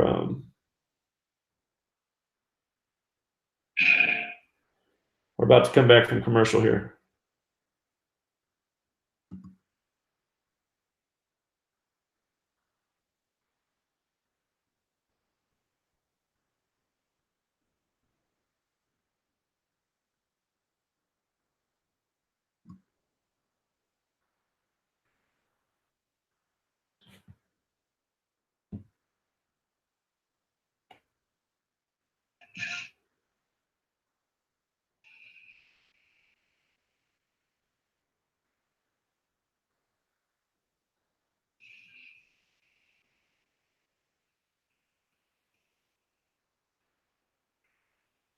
All right, we're back, True Seeker. We're taking your calls. We're at the midway point. We got an hour and a half of show left. If you want to phone in tonight, the line is getting a bit long. I'm not even going to put out the number. If you're on the line right now, I'm going to get to your call. But let's keep it moving. Real quick before I go to the next caller, I just see tons of people in the comments asking me for sports picks. You guys, you know, I did it for free for 5 years. I gave a lot of great sports picks. I still even put out, you know, big clues. Like if you really want to find out who's going to be in the tournament, I actually, 2 months ago, I put out a video giving a nice big tournament clue. But I mean, if you really want sports knowledge, you should sign up for the Patreon page. It's only $5 a month. You can call in every day. I'm doing live decodes, taking phone calls, giving out picks. You can get all your questions answered. So that's where the sports content is these days. I am trying to build up a pool of revenue to get this project taken to the next level. My goal, after doing this for so long and not making the headway that I want to make, is to hire other people and turn this thing into a real news agency. And I can't do that unless some mega millionaire steps up and finances it, or I save up enough money myself to make it happen. So, yeah, I don't like the money system, but it takes money to make some things happen in this world. So that's where we're at. All right, let's go out to Tennessee. How are you, caller? Tennessee? Did that not work? Tennessee, you there? Oh, there we go. Yeah, I'm here. All right, great. How are you? I am good. I'm actually from McMinnville. McMinnville, Oregon? No, it's funny you mention that because the eclipse passed through McMinnville, Oregon, and McMinnville, Tennessee. Huh.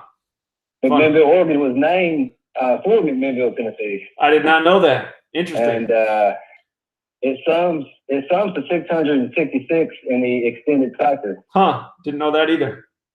So I'll let you know, today is 577 days after the eclipse. That's the 106 prime, and Tennessee is 106. Huh. Perfect. But anyways, early in the show, you mentioned, I think, a Phillip town, like with the New Zealand shooting. Right. And, well, so I think this relates to Ethiopia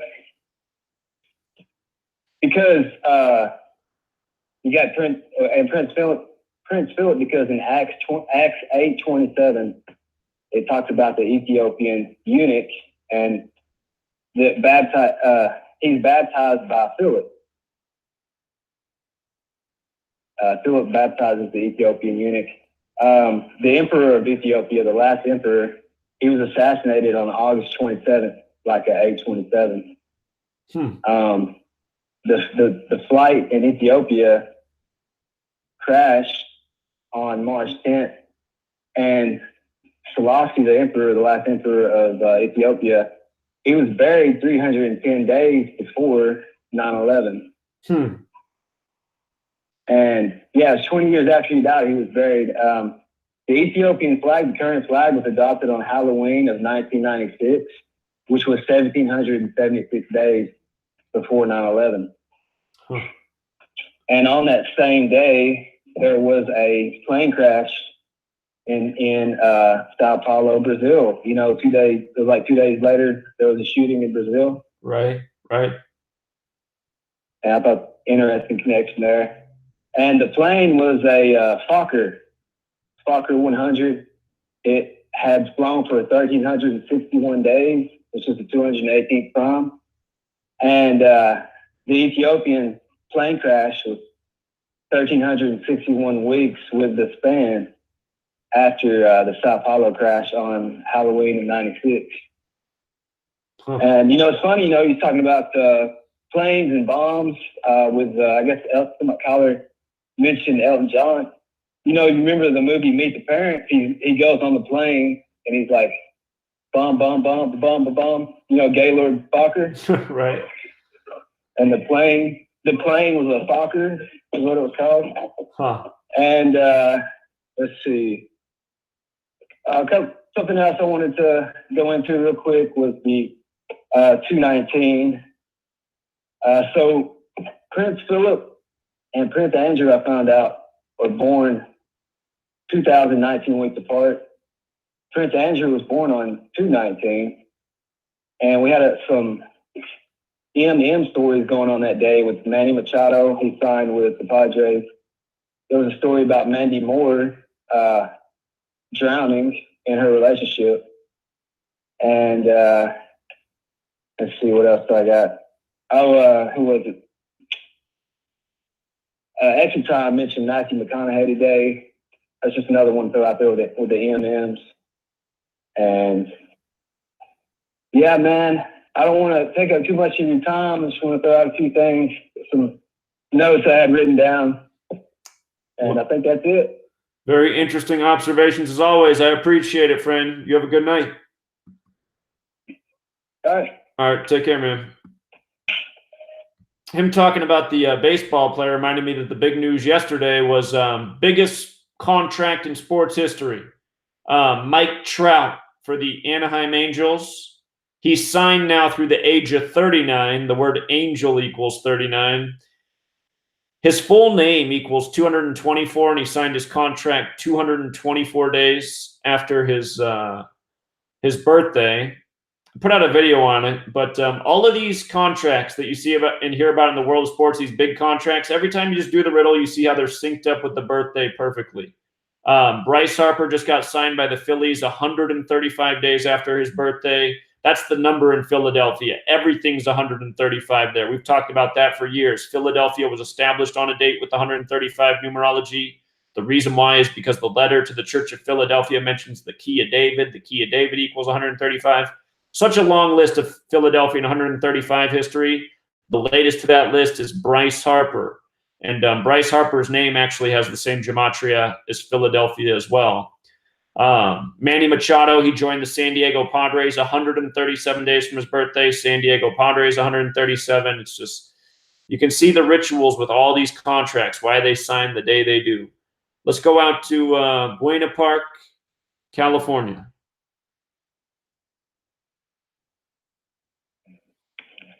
Hello? Hello.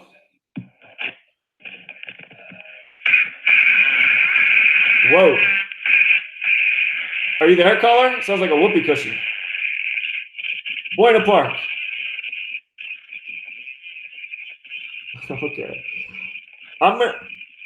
I hope he's trolling. I hope that was a troll and not like a guy who actually waited an hour and a half and had his connection broken up. But I don't know. So, something seemed wrong with that. I got to go back to him just in case that was the phone signal. But that really did sound like a whoopee cushion or something. Caller, are you there? Okay. I can't believe you would sit on the phone that long to do that. Come on, man. You got to troll better. Let's go out to Las Vegas.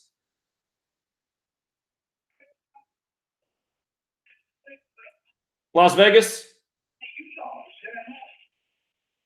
Las Vegas has a conversation going on. Las Vegas, you just listening? Las Vegas? Yeah, hello. Yeah, you're on. Caller, you got something to say? Yeah, well, yeah, sorry about that. To step outside for a second. That's okay. Yeah, so anyway, thanks for having me on today, Jack. I just wanted to talk about the pineal gland, and I wanted to talk about order following and how evil it is. And I had a couple questions for you.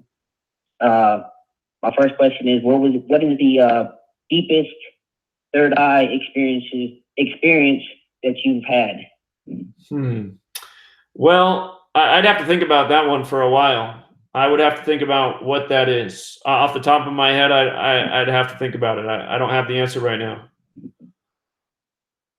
Oh, okay. Yeah, because I wanted to talk about an experience that I had with the third eye and how that actually led to me learning lessons and changing my whole perception of thinking.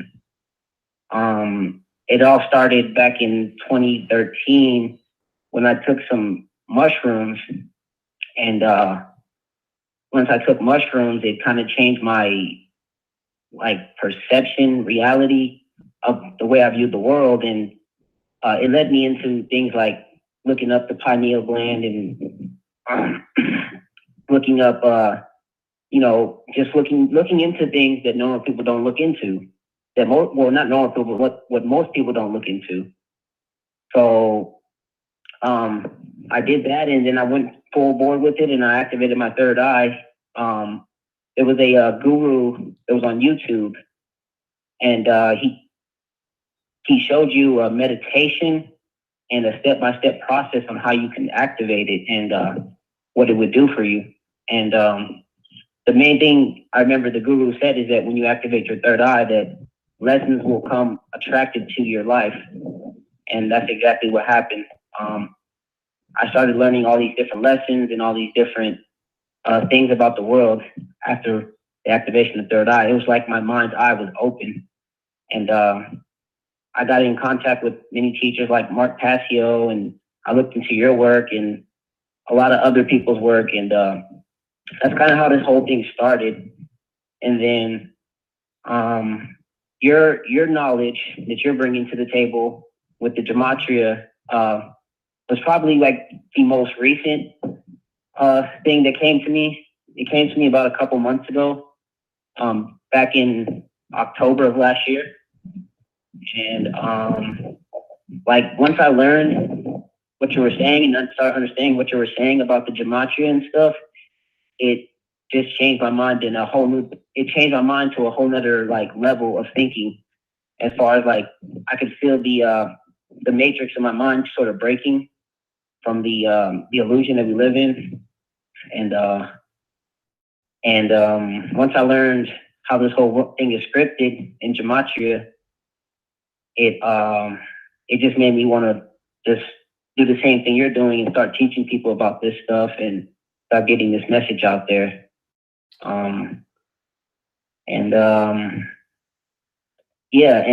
Also I wanted to say that for anybody who wants to open up the third eye, a diet has a lot to do with that, and there's certain things you have to take. Like I take this substance is called cod liver skate oil, and I've been taking it for a couple months now, and it's had profound effects for health and especially keeping your third eye active and awake.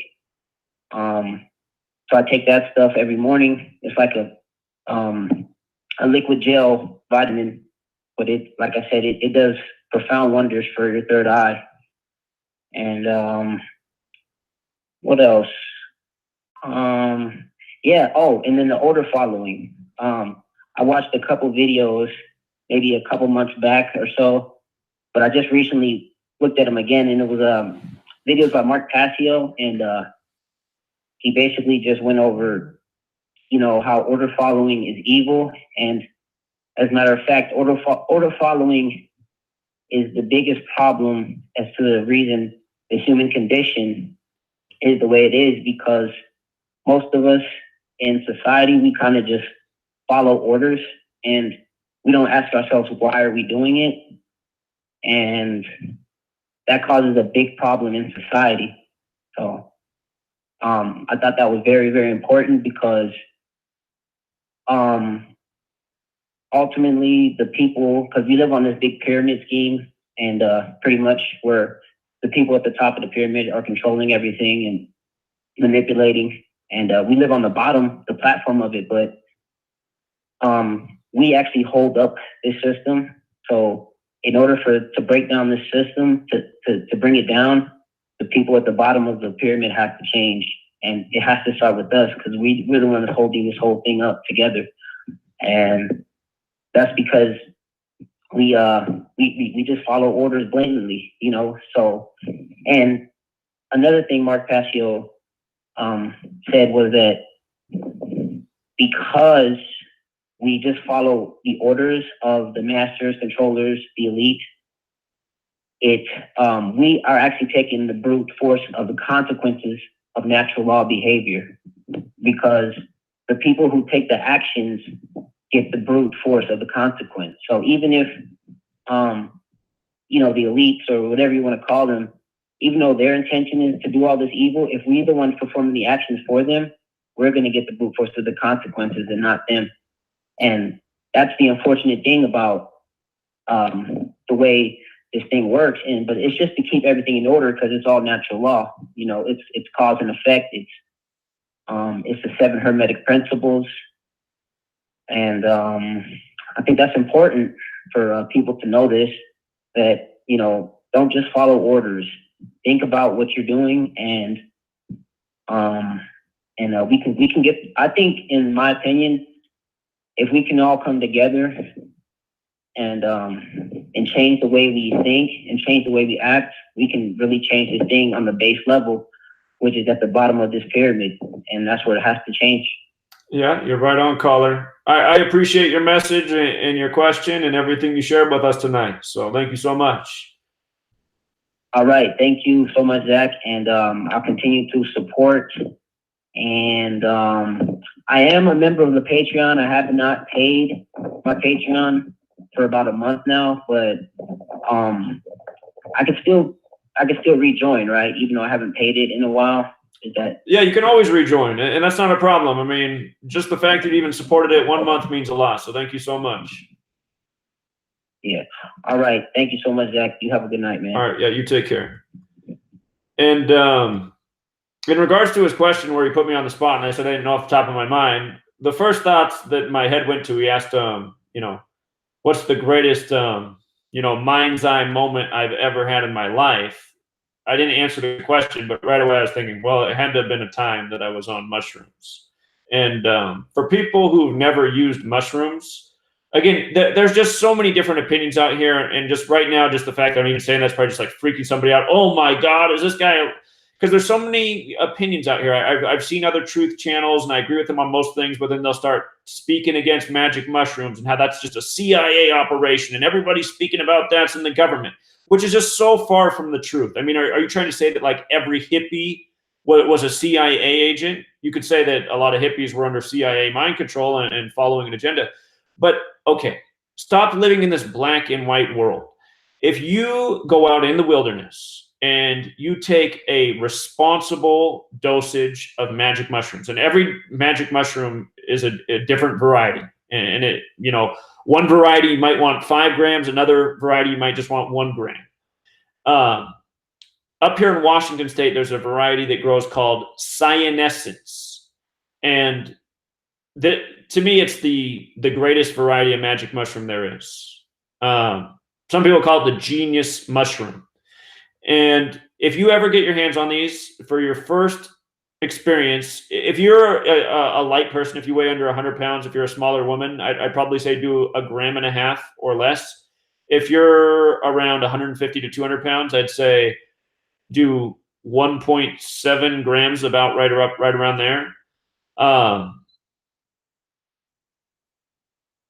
You want to be in nature. You don't want to be like in your house or in front of electronics, or you want to be out in nature, nice day, and you're going to have this impact. And trust me, I once, one of my ex-girlfriends who was a drug and alcohol counselor, and she thought she would never do this, but I convinced her. I said, no, you got to try this. You just got to try this. And I took her out to a beautiful place, river, quiet spot, beautiful nature, sunny day. And I got her to try these magic mushrooms. And if you do this, it lasts for about 3 to 4 hours. She just sat on a blanket. I wanted her to walk through the woods and stuff, but she just wanted to chill out on this blanket. She chilled there for about 3.5 hours. And when it was over, she wanted to do it again. I said, no, you don't want to do it again. That'll ruin the experience. But she's like, I've just never felt so connected to the world. I've never had such a beautiful experience. I've never appreciated nature so much. When you do the right dosage of mushrooms in the right location, in the right place, and you don't want to like do it when you're having a horrible day, just, you know, it's an okay day. You just realize how connected you are to this world. And you just realize you're part of this system. There's this organic system around you. Everything is living. You know, you just appreciate everything about nature so much more. You see the beauty. It's like you see the life in nature. So yeah, probably the greatest mind's eye moments I've had is probably when I've been, under the influence of psilocybin. And it's so tragic that we grow up in this world where, we learn from a young age. I don't know if it's just bad. Maybe it's even worse. I don't know. When I was growing up, there was something called Dare, and I know that there was way more commercials on TV back then there are now against drugs. It was, it was the Ronald Reagan administration, but, just how horrible all drugs are, marijuana, just everything. And the truth is, if you smoke marijuana in the right setting and you don't get too much and you learn the difference between sativa and indica. I mean, indica is more likely to make you paranoid. Sativa is more likely to make you feel like happy and full of laughter and, joy. Anyway, all of these things can have positive experience. All things in this world, have a positive side to them. All things in this world have a negative side. All things can be abused. All things can be used the right way. And again, if you never get to experience, the right dosage of psilocybin on a beautiful day in nature, I'm telling you, you're being cheated out of something that you deserve in this world. And, for me, I've never had an addictive personality.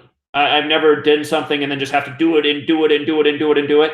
Some people are that way. So some people have to be dangerous. I also introduced a friend to magic mushrooms, and he just wanted to do them all the time. And I was like, no, dude, these things, they're not to be abused. And man, he was just on this binger. And God, he looked so bad. I was like, dude, I think you need to stop. I think like your body is toxic right now. It looked like he was dying. I mean, he's fine now. But again, all things in this world, good and bad, if you don't abuse things, you can get, a beautiful experience out of a lot of things, including magic mushrooms. And again, I talked about this the other week. I don't know if it was last week or 2 weeks ago. But really, if you're out there, if you can find a way, to get your hands on some, spring's coming, summer, if you know a beautiful spot in the world where you'd like to just chill out for 3 hours, and could be a great moment in your life. So that said, I see that the next caller up is the lady I like to call my imam. How are you? Hey, Zach. How are you doing? Great. Listening to you talk really brought back a lot of memories. Goodness gracious. I can remember the date of the last time I tripped, and it was July 4th, 1975. That's funny. Yeah, it was spectacular. It was totally spectacular. I knew at that point I would never have a trip that would be better. So I never tripped again. There you go. It was, I never saw any fireworks, but I saw more than everybody in Sacramento, California. Right. So, it just happened to coincide with Pink Floyd when they came out with their album Dark Side of the Moon. And I was listening to that before I went outside, and I really thought that woman was singing emotion. I thought I was hallucinating it, but I found out later I wasn't. That was pretty cool. So, I would suggest that anybody, if I think the first time you do something, if you want to take off like that and you want to trip, it's good to have an experienced person with you. Right. Who can kind of guide you if you get lost. Exactly. And I was really, really comfortable tripping. I did a lot of it. Used to crack me up. This is one guy that, I asked him if he'd ever tripped, and he says, yeah, I did about 480 times, and I would suggest no one ever do it. I was like, whoa, it took you that long. I mean, how many bad trips do you have to go through before you decide that maybe that's too much? He sounds like he's probably was like that friend of yours, who just couldn't stop. But yeah. Yeah, it definitely changed my life. And gosh, I lost track of what I was. Oh, I knew what I was going to tell you. I called because I wanted to say, your eyes. It's really possible for your eyes to heal themselves, but the vitamin that heals them the most is actually vitamin C, and it takes 100 times more than your body needs to heal to actually reach your eyes. So you really have to kind of make a dose on vitamin C, especially during the winter when you're not getting out in the sun and absorbing a lot of vitamin C. So good to know. And eye bright tea is a really good thing to drink when you're trying to heal your eyes. And we're going to commercial right now. Sit tight. We'll be right back, everybody. Commercial interrupted us. We'll be right back.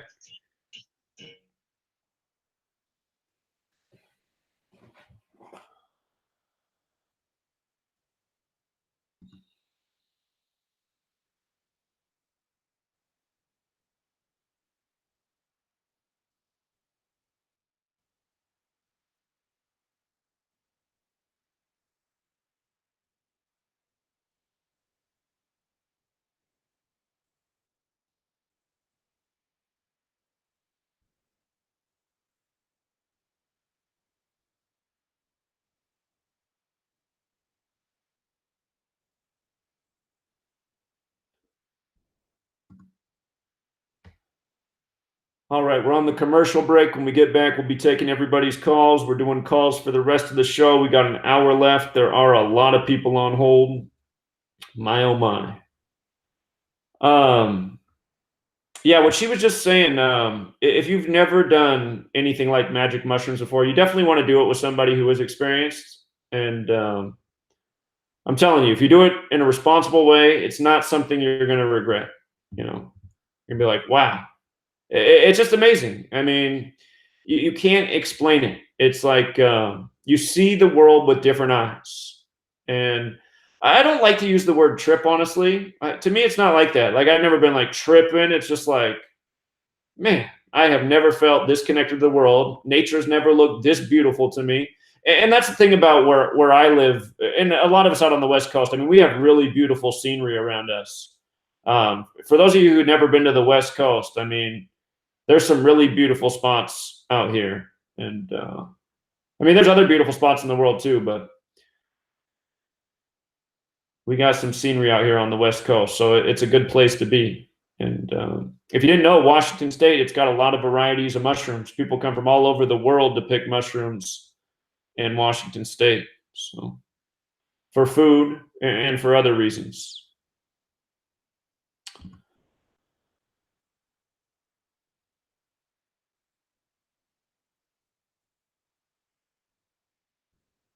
The Captain Marvel film, it came out on International Women's Day, March 8th. The woman who starred in it, I think her name's Brie Larson, whatever her name is, sums to 67, like female. The movie came out on the 67th day of the year. And the character named Danvers equals 83, like how March 8th can be written 8/3. So I haven't seen the film myself, but I know it has a female protagonist, and it came out on International Women's Day, and it's easy to see why that women starred and why that film came out on that day, knowing the code. Again, Hollywood always releasing their movies by the numbers. I haven't seen the film, so I didn't know about the 119 on the plane. Something else. Don't they just love to do that to us? Huh, Divine Feminine 119. Very interesting. They Live said when he was younger, his dog died and it made him depressed, and the mushrooms helped him get over his depression. That's the thing about mushrooms. I mean, they really can help you get over problems. There's a real therapeutic side to them. So, yeah, the woman who called in is not my actual mother. I call her my oh, we're coming back from commercial, I think. When I come back, I'll tell you what I was going to say.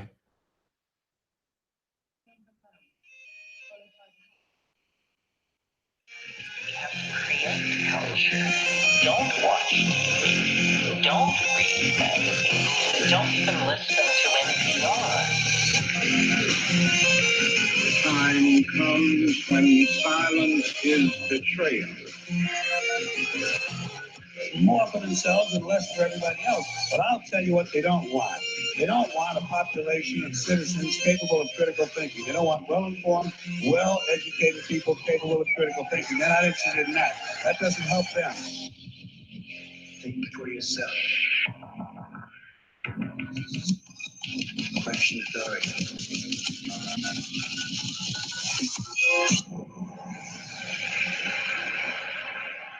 This code has been compromised.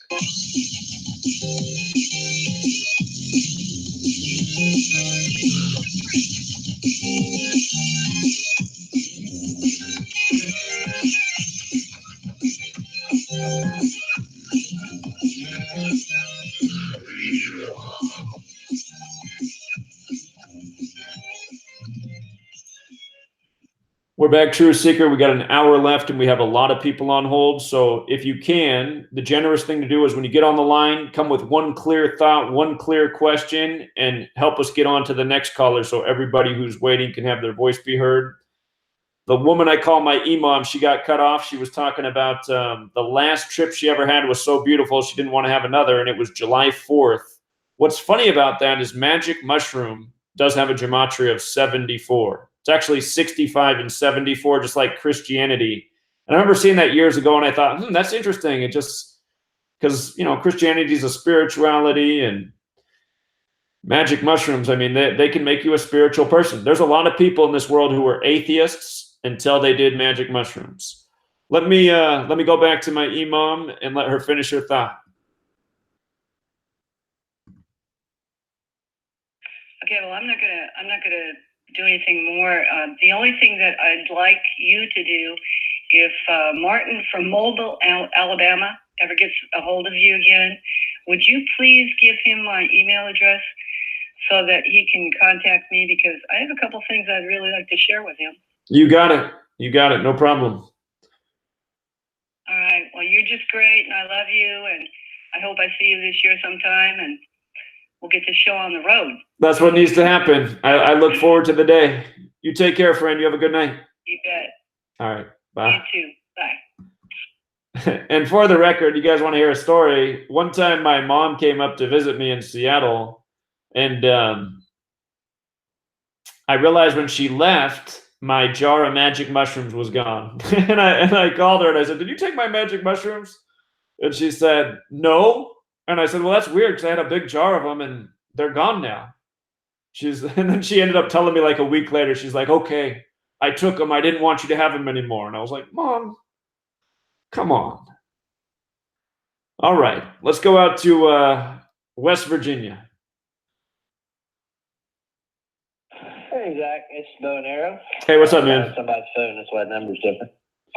I wanted to talk about this concept called E, which means growth over time. It's a mathematical concept, and it seems to be present in so many of these killings and events that we decode, like the Tree of Life shooting that was on 10/27, Pearl Harbor on 12/7, World Trade Centers 1, 2, and 7.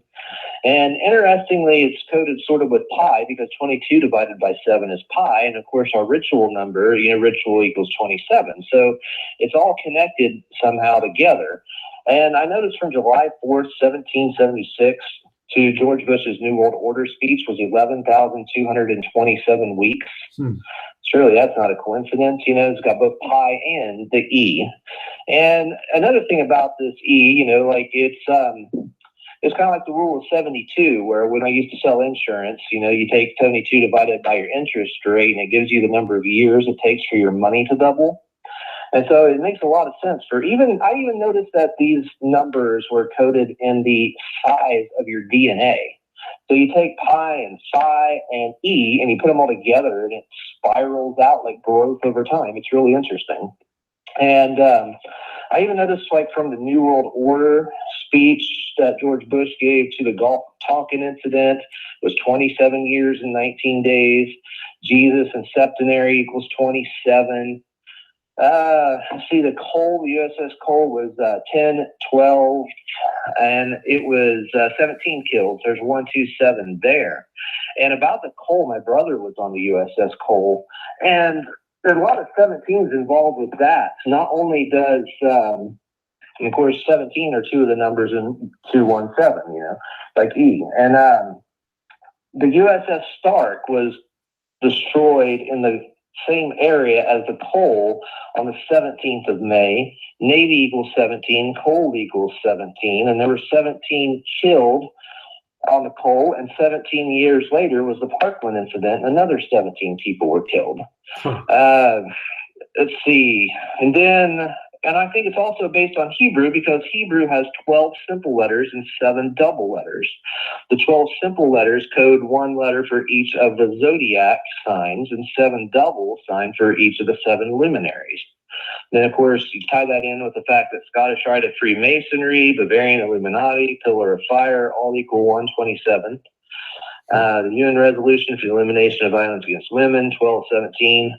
And I see that it just goes over and over again with the 1, 2, and the 7. And I think it's just connecting all these together as a ritual over time as part of their sacred geometry mathematical system for how they calculate these ritual killings. Great observation. Yeah, brilliant points. Really appreciate it. Everybody, this guy's Bow and Arrow. He has his own YouTube channel doing some great work.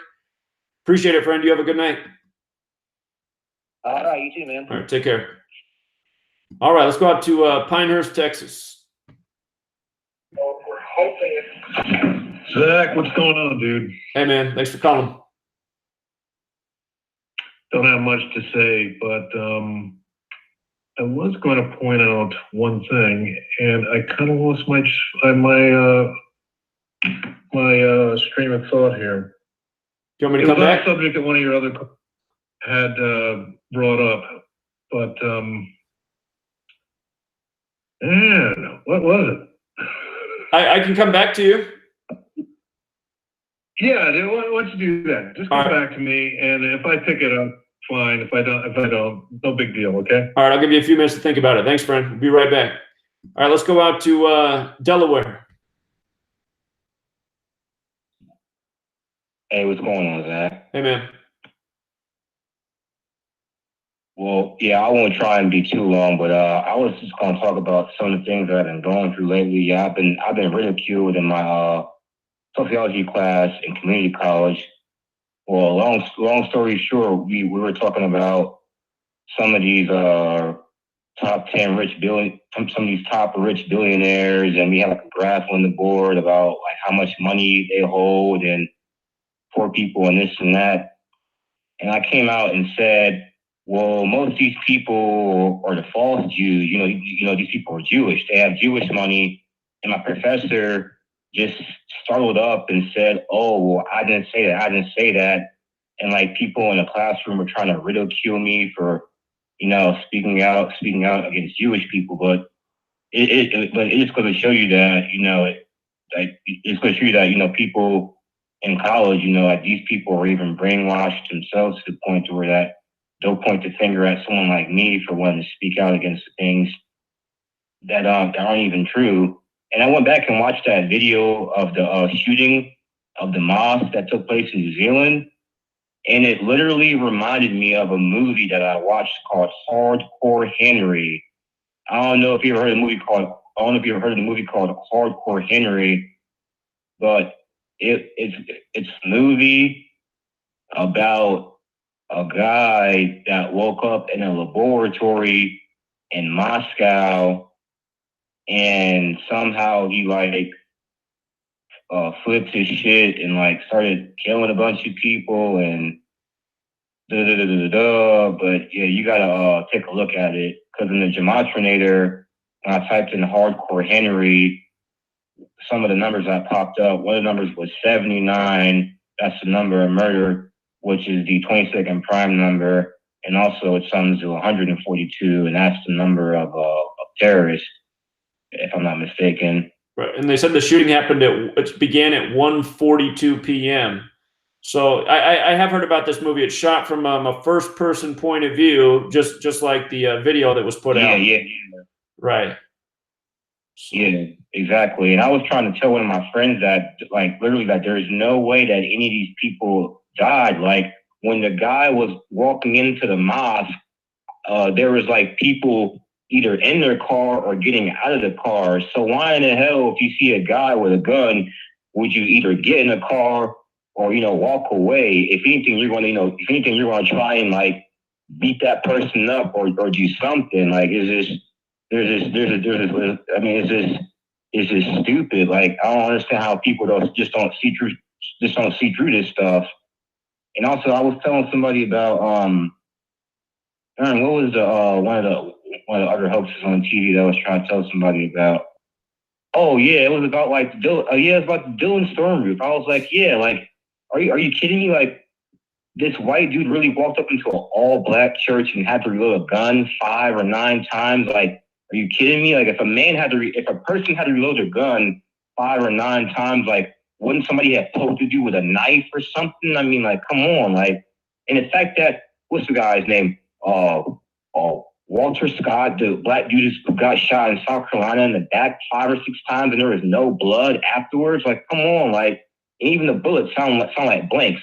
I've actually shot in guns before. I've shot in S49 Ruger before. I've shot in an assault rifle before. I used to own a shotgun, and I used to own like a single shot rifle. And I know what guns sound like. Half the times in these shootings, it's just like a simple blank going off just to scare people. I just don't see how people just don't see through it. But I know that I see what other people can't see.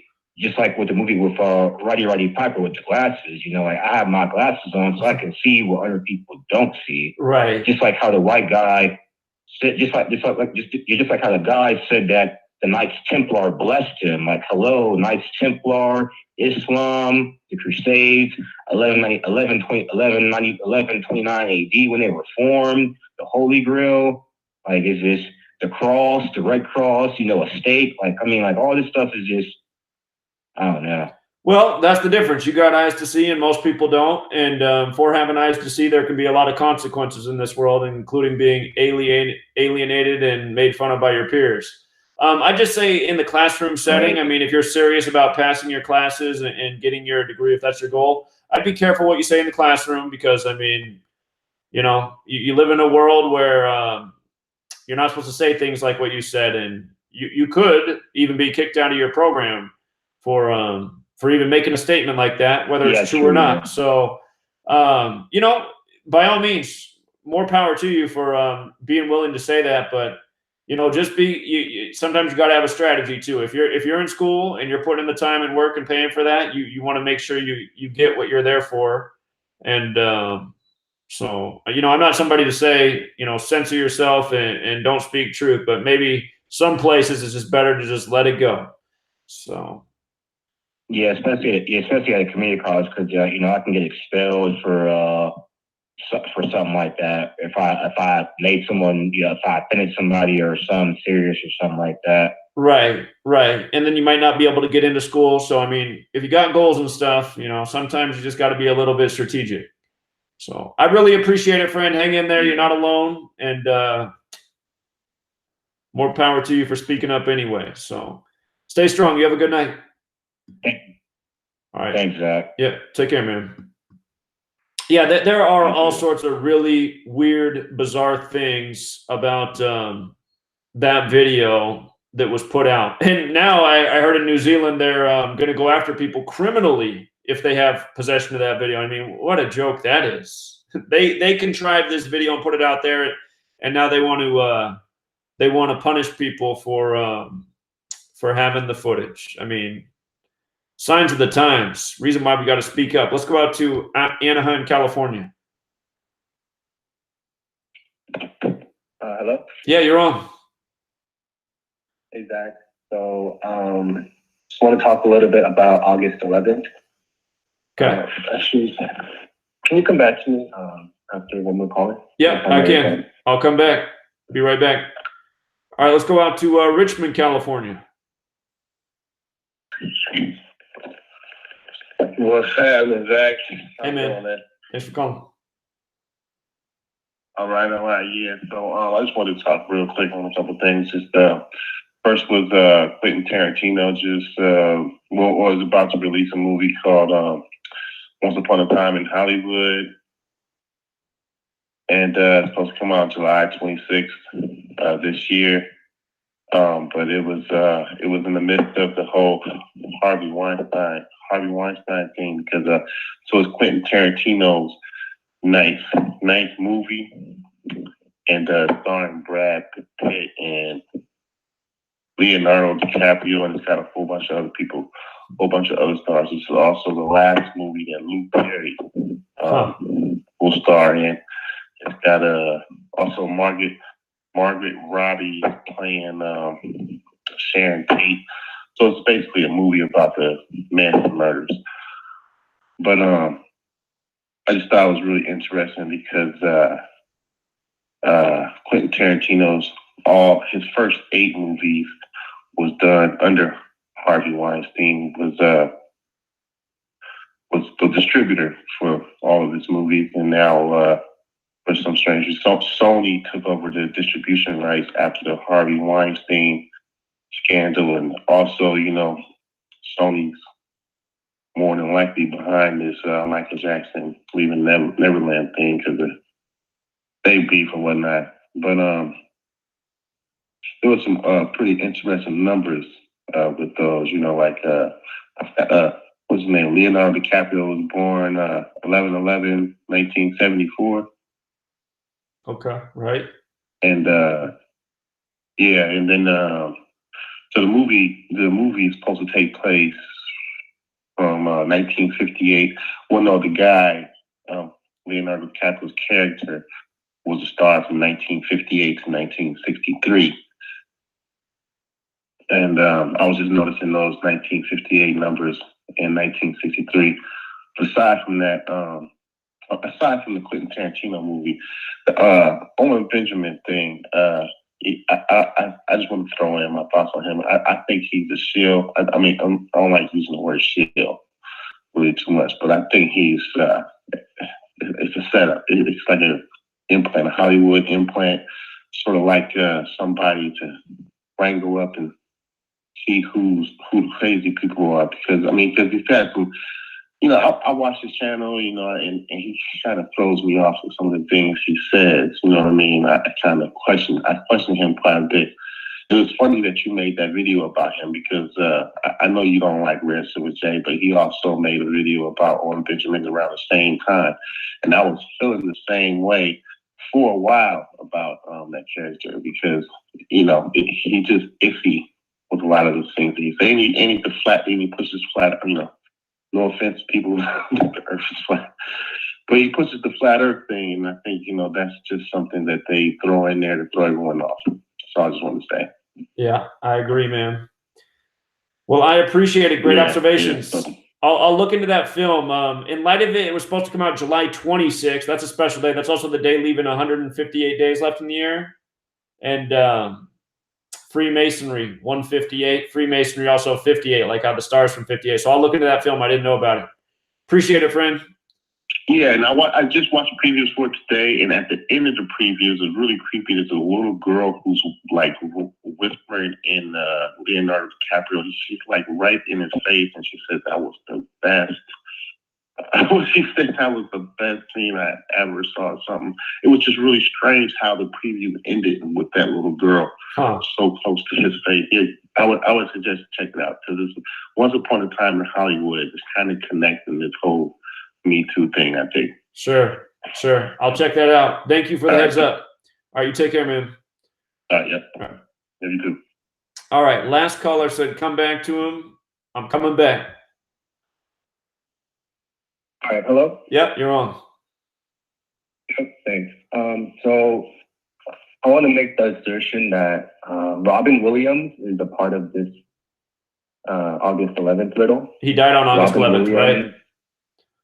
Yeah, he died on August 11th, and he's known for basically leading the comedy movement in San Francisco. Like that's what he's remembered for.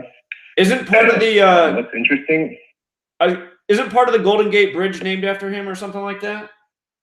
Yeah. So if you're coming from the north side of the Golden Gate Bridge, from Sausalito, you have to first pass through the Robin Williams Tunnel. Huh. right? Robin Williams Tunnel, right next to the Golden Gate Bridge. He died on August 11th. Do you have your calculator? Are you in front of your computer? Yeah, yeah.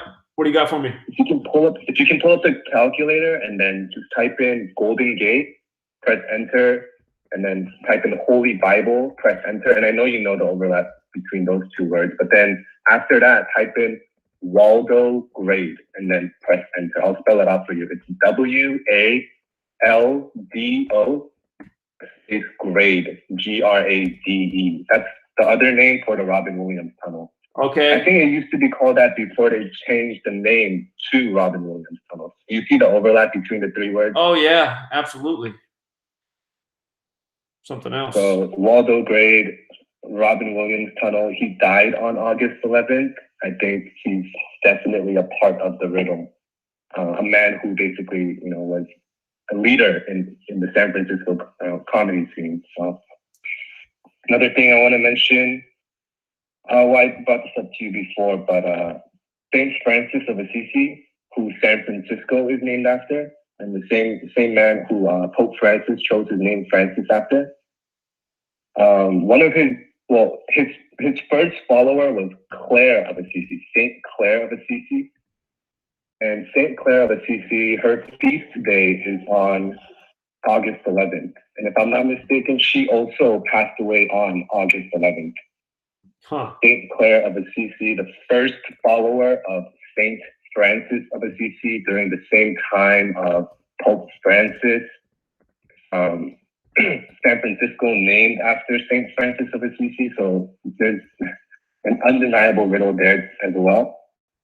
Going back to Saint Francis of Assisi, he set up the Franciscan order the Franciscan order is currently 810 years old. It turned 811 years old on February 24th, 224, a number you covered recently in one of your videos, and that's the Society of Jesus number.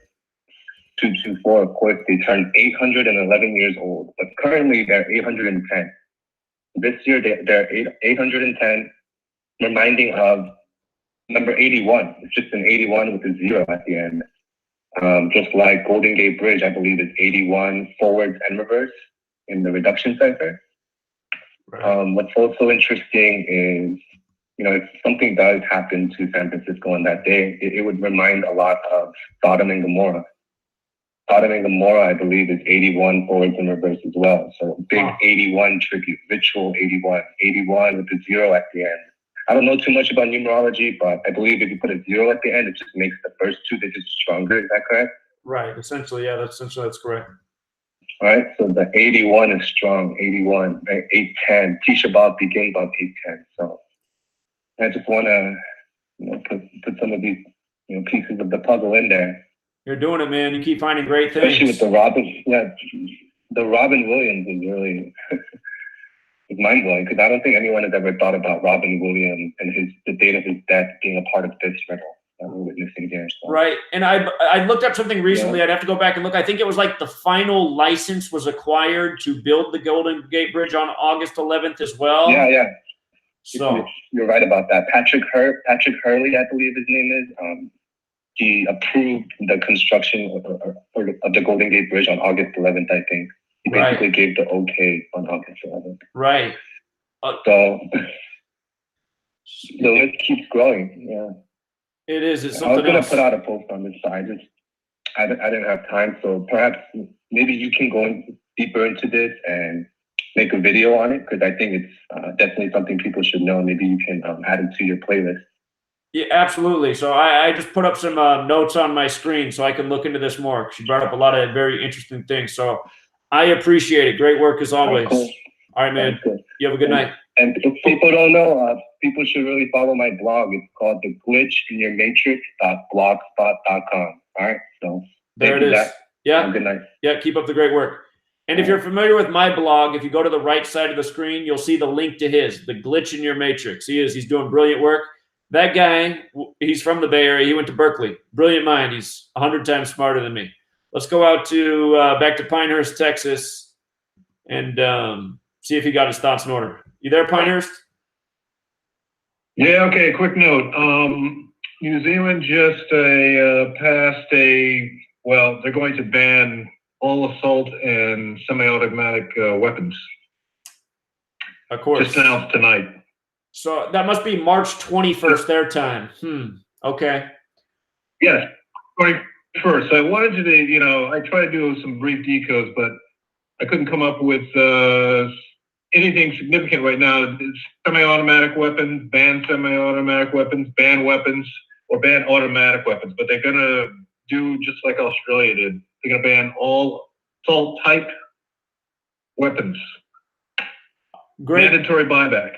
Great heads up. Shooting has Gematria 213, like the date 213. So you get the shooting, and then you get the weapons taken away. So there it is. Yeah. I got a friend down there. He's been giving me the bird's eye view of what's happening. He says that whole country's on a hair trigger. Yeah. There's been some talk about. We're going to commercial.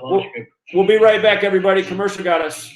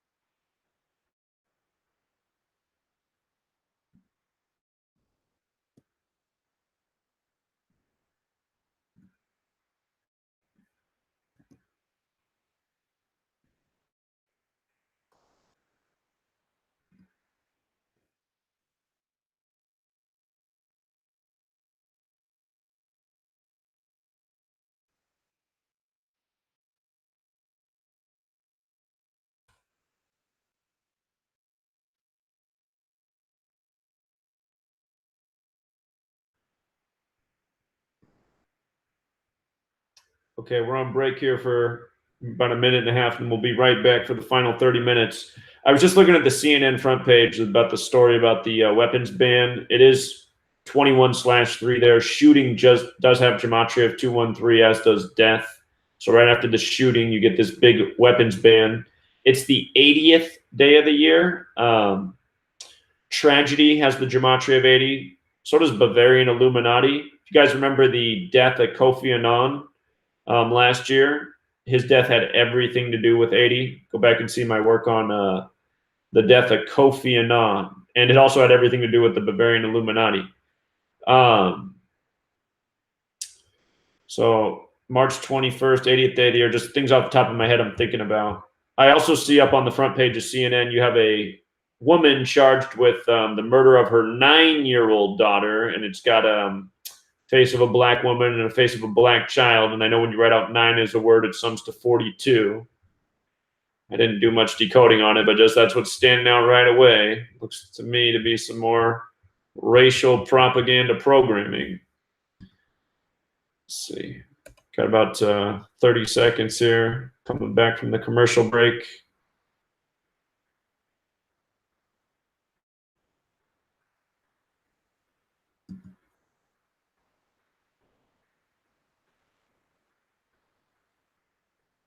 Rob Jennings says he does shrooms twice a year to ground his soul. It's probably a good way to do it. Twice a year. That sounds like a healthy way to do it. I haven't done shrooms for a long time, but when I did use them, I'd probably do it once or twice a year too. So I always kept a bunch because I knew how to pick them, and I'd give them to friends. All right, let's see. Still coming back from the commercial break.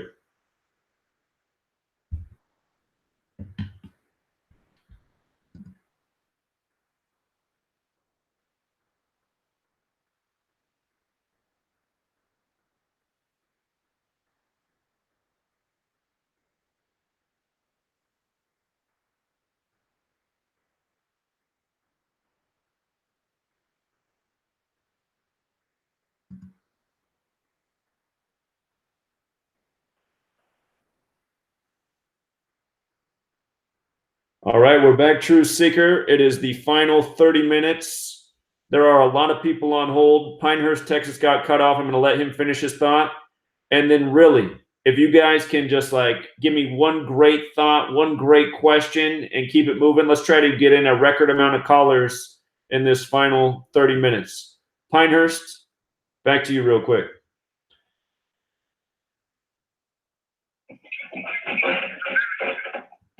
Pinehurst, you still there? You there? Yep. Yeah, I'm still. So yeah, New Zealand's big move to ban all assault weaponry seems to be the whole object of this charade. Absolutely. And I don't say that lightly because I do believe that something did happen down there. I do believe there was a killing. It's pretty incontrovertible if you watch the whole 16-minute video. No matter what people say, it was kind of gruesome. And any person who would negate that has got some serious issues.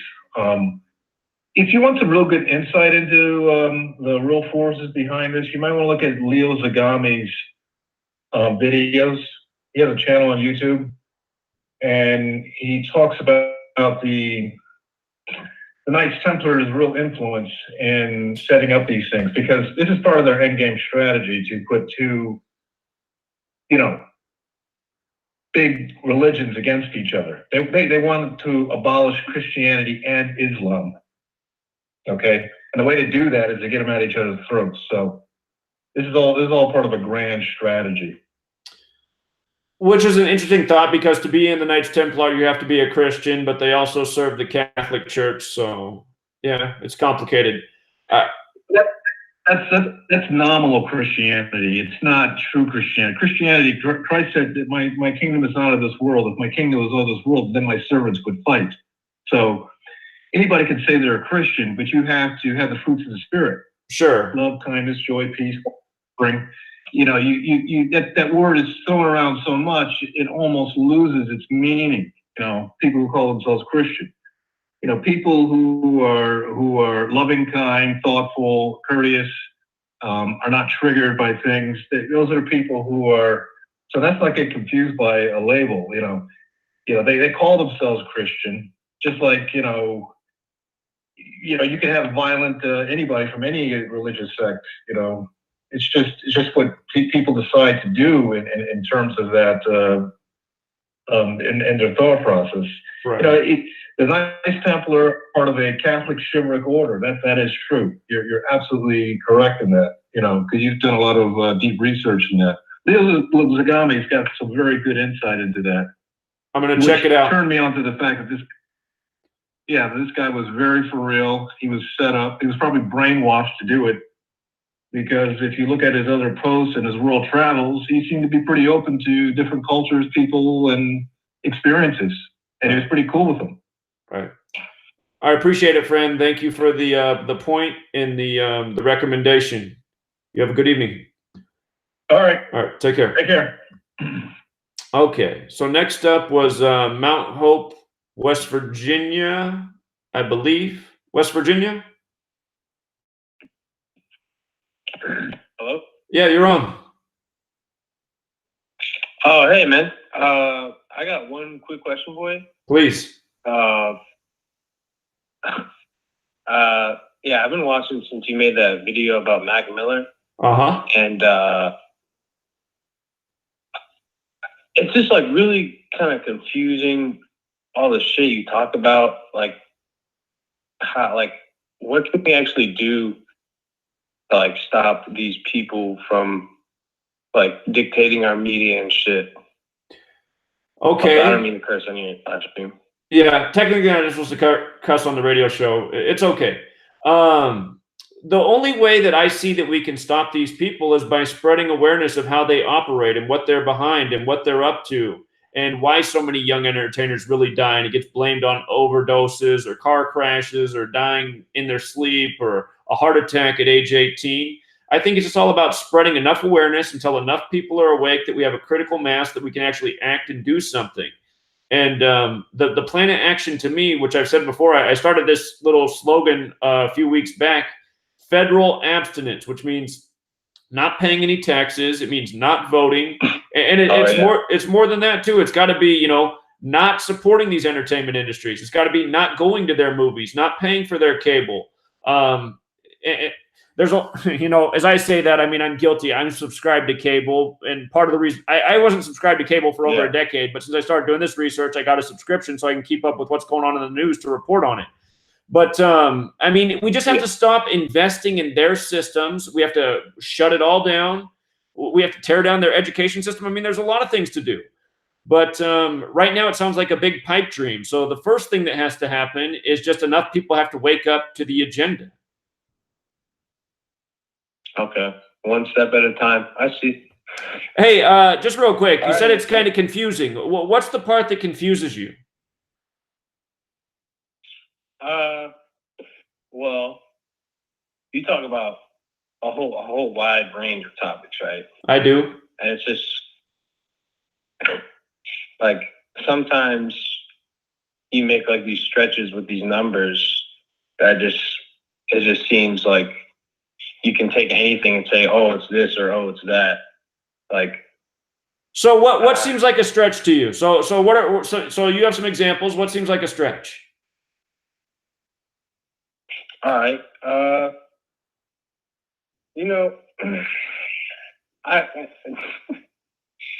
I can't really think of anything, man. I'm sorry.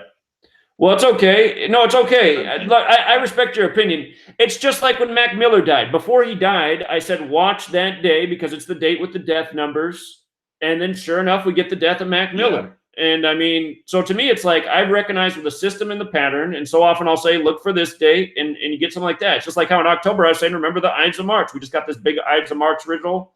Probably means we're going to get the next big false flag story. Who knows what it'll be. Ends up being a mass shooting at a mosque in New Zealand. Yeah. So, all right. Well, call us back again. I do appreciate your call, man. You have a good night. Yeah, man. Thanks. All right. Take care. People make statements like that all the time, like I'm stretching the numbers. I don't feel like I do that. I feel like I'm real logical. I'm real consistent. I stick to a specific set of numbers. I talk about the same patterns again and again and again. You heard Young Dakota calling earlier. He said, honestly, man, I got kind of bored because it's the same thing every day and your predictions are right. And I get it. And I get it, man. Young Dakota's what, 15, 16 years old. He should be out having some fun. So anyway, let's go out to Winter Haven, Florida. Hey. Hey, what's up? I wanted to look at this, this 14 words, right, that you hear whenever you're talking about like white supremacy or anything like that. If you look up the 14 words, if you like look it up on Wikipedia, people can read along with it. It says, "We must secure the existence of our people and a future for the white children." And then it says, "Or less commonly, because the beauty of the white Aryan woman must not perish from the earth." Now, if you go to Gematria or whatever you want to use, and you put those in verbatim as they're in there, they're exactly the same. Really? And I'm talking like 741, 906, and 321. They're different. They're different on the full reduction, 282 and 300, but they're the same three ways. That is impossible. Well, you know how that goes. You can't. This was supposedly thought up by this guy David Lane, who is he's said to be the person who coined the slogan of the 14 words and all that stuff. But he's also he's tied in with. Well, go ahead. Well, so everybody can look this up and do exactly what he said. He's right. It's the same with the alphabetic order. It's the same with the reverse alphabetic order, and it's the exact same with reverse full reduction. And with reverse full reduction, it's 3, 2, 1 in both. 321. And I'm thinking about today how they're having the gun ban on 321. So exactly, and it's conspiracy, right? Or is it backwards? It's conspiracy. I think conspiracy is 123 or so something that like that. I can't remember. You're right. Conspiracy is 123. So in reverse, Freemasons 96. You have a 906 up there, and 741 is 147 in reverse, which is also Freemason. So okay, and so when you look into this, I don't mean to take up a ton of time here. When you look up into this guy David Lane, I don't think he's real. I mean, when he was in prison for being involved in a conspiracy that assassinated this person named Alan Berg. Now, Alan Berg was a radio personality, a Jewish radio personality that was supposedly assassinated in 1984. And the whole assassination, he's basically, this David Lane guy is in prison like Charlie Manson. Like, he's not in prison for killing a person. He's in prison for being connected to people who kill people. So it's one of these associative tricks where it's like, oh, you're involved with a group, you got to go to jail. But this Alan Berg guy, when you look into his death, one of the first things that jumps out at me is his picture. It looks like a disguise, for one thing. When you look at this Alan Berg guy, it just looks like a disguise to me.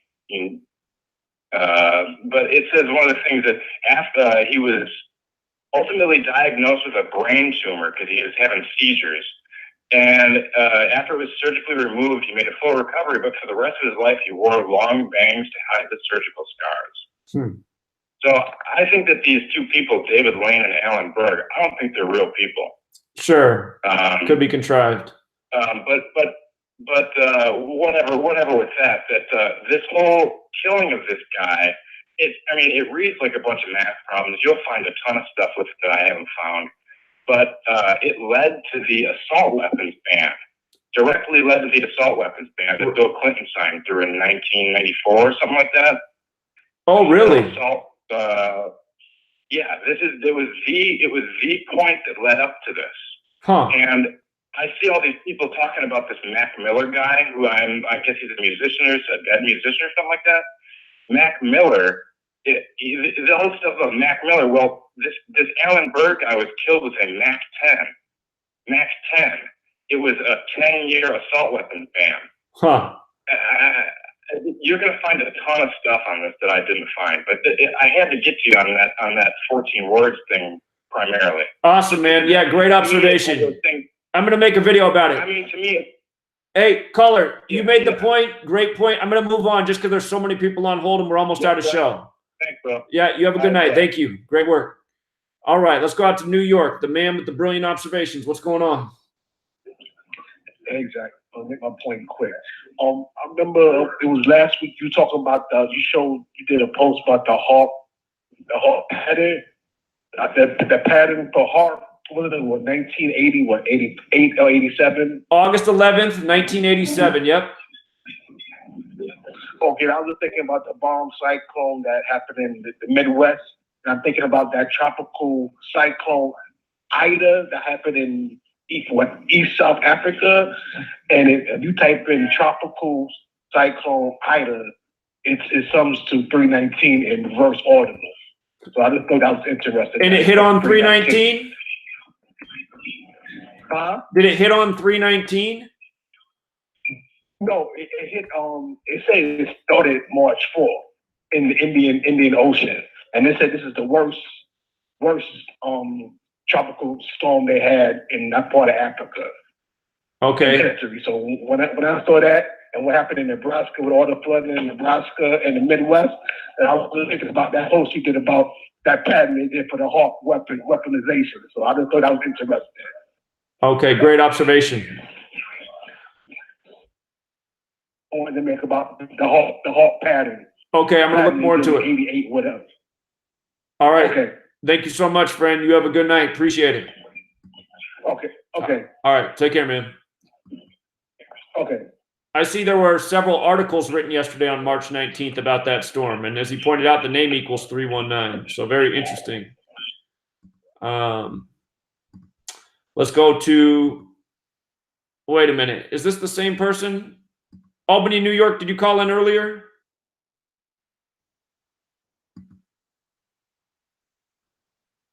Maybe the same caller. Let's go to Morrisville, Pennsylvania.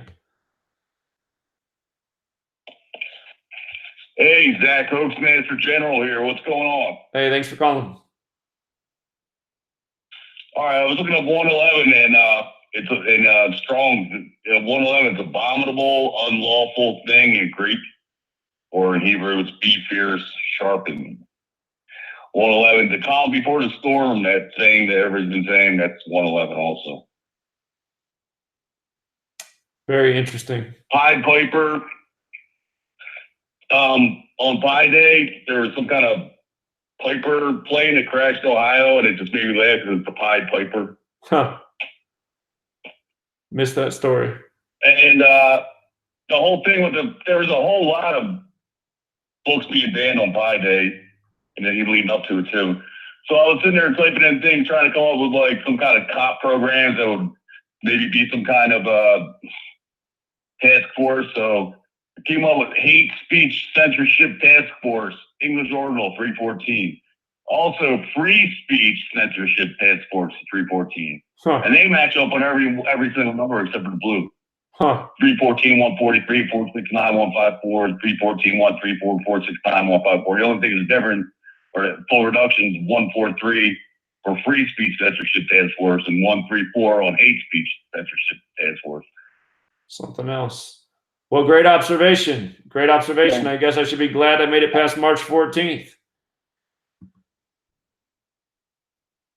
Yeah, keep up the good work, man. I think that's all I got. I'll let all the guys get in there. I've been waiting for a long time, but carry on. All right. Well, thank you. Thank you for keeping it short and to the point. Appreciate it. You have a good night. All right. Ohio. Ohio, how are you?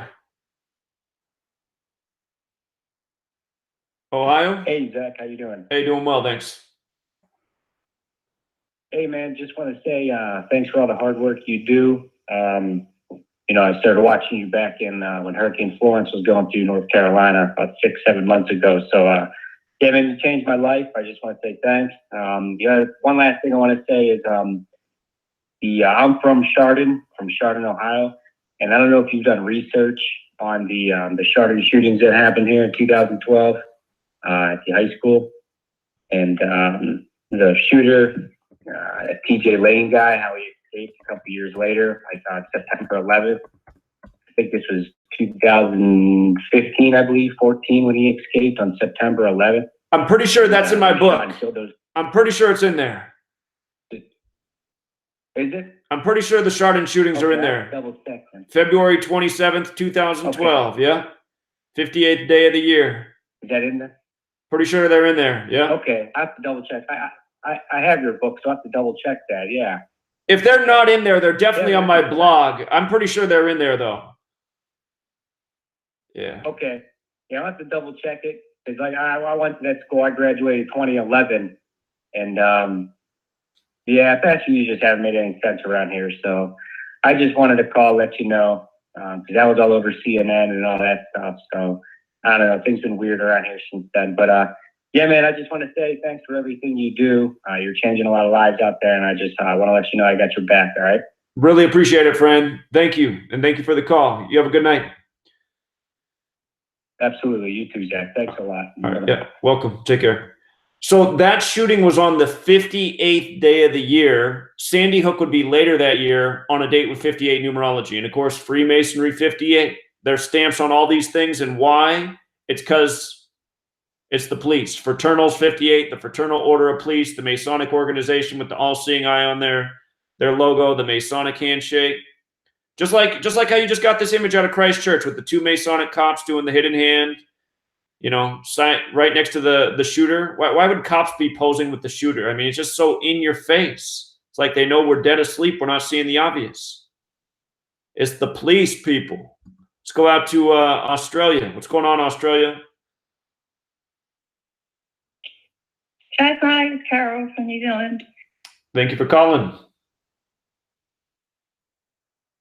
It seems to be a bit of a delay, but I haven't got much smart truth to share, but I just wanted to say that I think there's another agenda behind the shooting to do with the fact that a lot of Native people to New Zealand are hunters. And I think it's a big plot to take away their right to hunt for food. Like, it's quite huge in the ethnic community. So, I mean, last year there was a whole lot of aerial spraying in the forest. and a lot of wildlife was killed. And so that put a big damper on hunting as well. So the other thing was, have you heard of Vinnie Eastwood? I have, yeah. I came across his channel recently. I think it would be useful to. What do you think? What do you think of him first? So I think he's got quite a lot of insight into Jacinta's like background, and like she was sending before the shooting thing, she's been hacking away at the New Zealand economy, which is going to wreck and ruin as well. Yeah, I think he's okay. I think he's on point about a lot of things, but I mean, I think he, some things he says, I'm just kind of raised my eyebrow, but who agrees with everybody? So. Yeah, that's true. But I think he's like, got a lot of insight into the more grassroots, well, not grassroots, but sort of, community level agendas behind the shooting, other than the division between the two religions. Well, not the two religions, but the religions. Sure. And he did a great show on the Clyde Lewis show, I think it was. I've seen so many documentaries this week, it's not funny, but and also LA Demogod's got some really good insight into the symbolism behind not just this shooting, but a lot of other shootings. Right.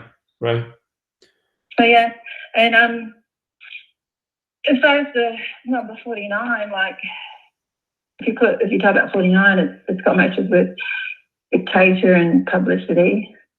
And those are two key ingredients in staging and creating fear and confusion. So I'm not surprised that number popped up, although I've heard that the death toll is risen apparently. Apparently it's sitting at 50. I'm still trying to look for an article about an update on that, but apparently it's risen to 50. I'll have to take a look. So that's interesting, but I do remember you a while ago wondering what was behind the number 126. Right. And dictator and publicity both have gematria of 126. So yeah, and they're very important ingredients in these events. So it's no surprise. And so, anyways, yeah. But I do think they're trying to get at the ethnic community, the Māori people, who are the natives to New Zealand. And like it's not just in that community, like a lot of the Caucasians hunt as well, but it is huge in the ethnic community. And also like another thing that's been taken away, well, it sort of was taken away just before Jacinta came into power, but there's been a lot of petitions for her to undo it, and that was a lot of the people will do what's called a hangi, which is cooking a meal in a hole in the ground in the backyard. And now that's restricted. You have to get a license to do that. And that never used to be. But she won't look at it. She won't consider reversing that law or anything like that. And the way she's gotten to the people is by giving her baby a Māori name. And it's really sucked in even a lot of people in my family. It's really disappointing to see that she's really, because a lot of them are anti-government by nature, always have been. And a lot of them are doing 180 since Jacinta's coming along. So yeah, I just wanted to put those ideas out there, and yeah, it does seem like it's sort of an attack on a local. There's a local agenda going on as well as the global agenda. And I just saw this morning that you've got a video up about the Committee of 300. I sent you a book last year by Dr. John Coleman to your Zach Hubbard 83 account. So that talks. It's all about the Committee of 300. I will check that out. So I don't know if you want to look for that. Yeah, and he talks about how the Queen's bloodline is actually the Glouts, not the Windsors. So there's a lot of things in there. He talks about the database in Brussels as well, the 666 database. So yeah, check it out. I sent it to the Zach Hubbard 83 or something like that. Okay, I appreciate it. I can resend it though. Oh, I appreciate it. I'm sure it's there. Bye. All right, thank you so much. And to everybody on hold, I apologize. The call board's just gone down. We are out of show. We'll be back next Wednesday.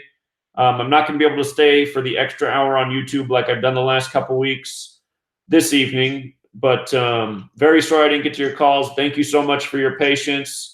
And we'll be back next week. Everyone have a great night.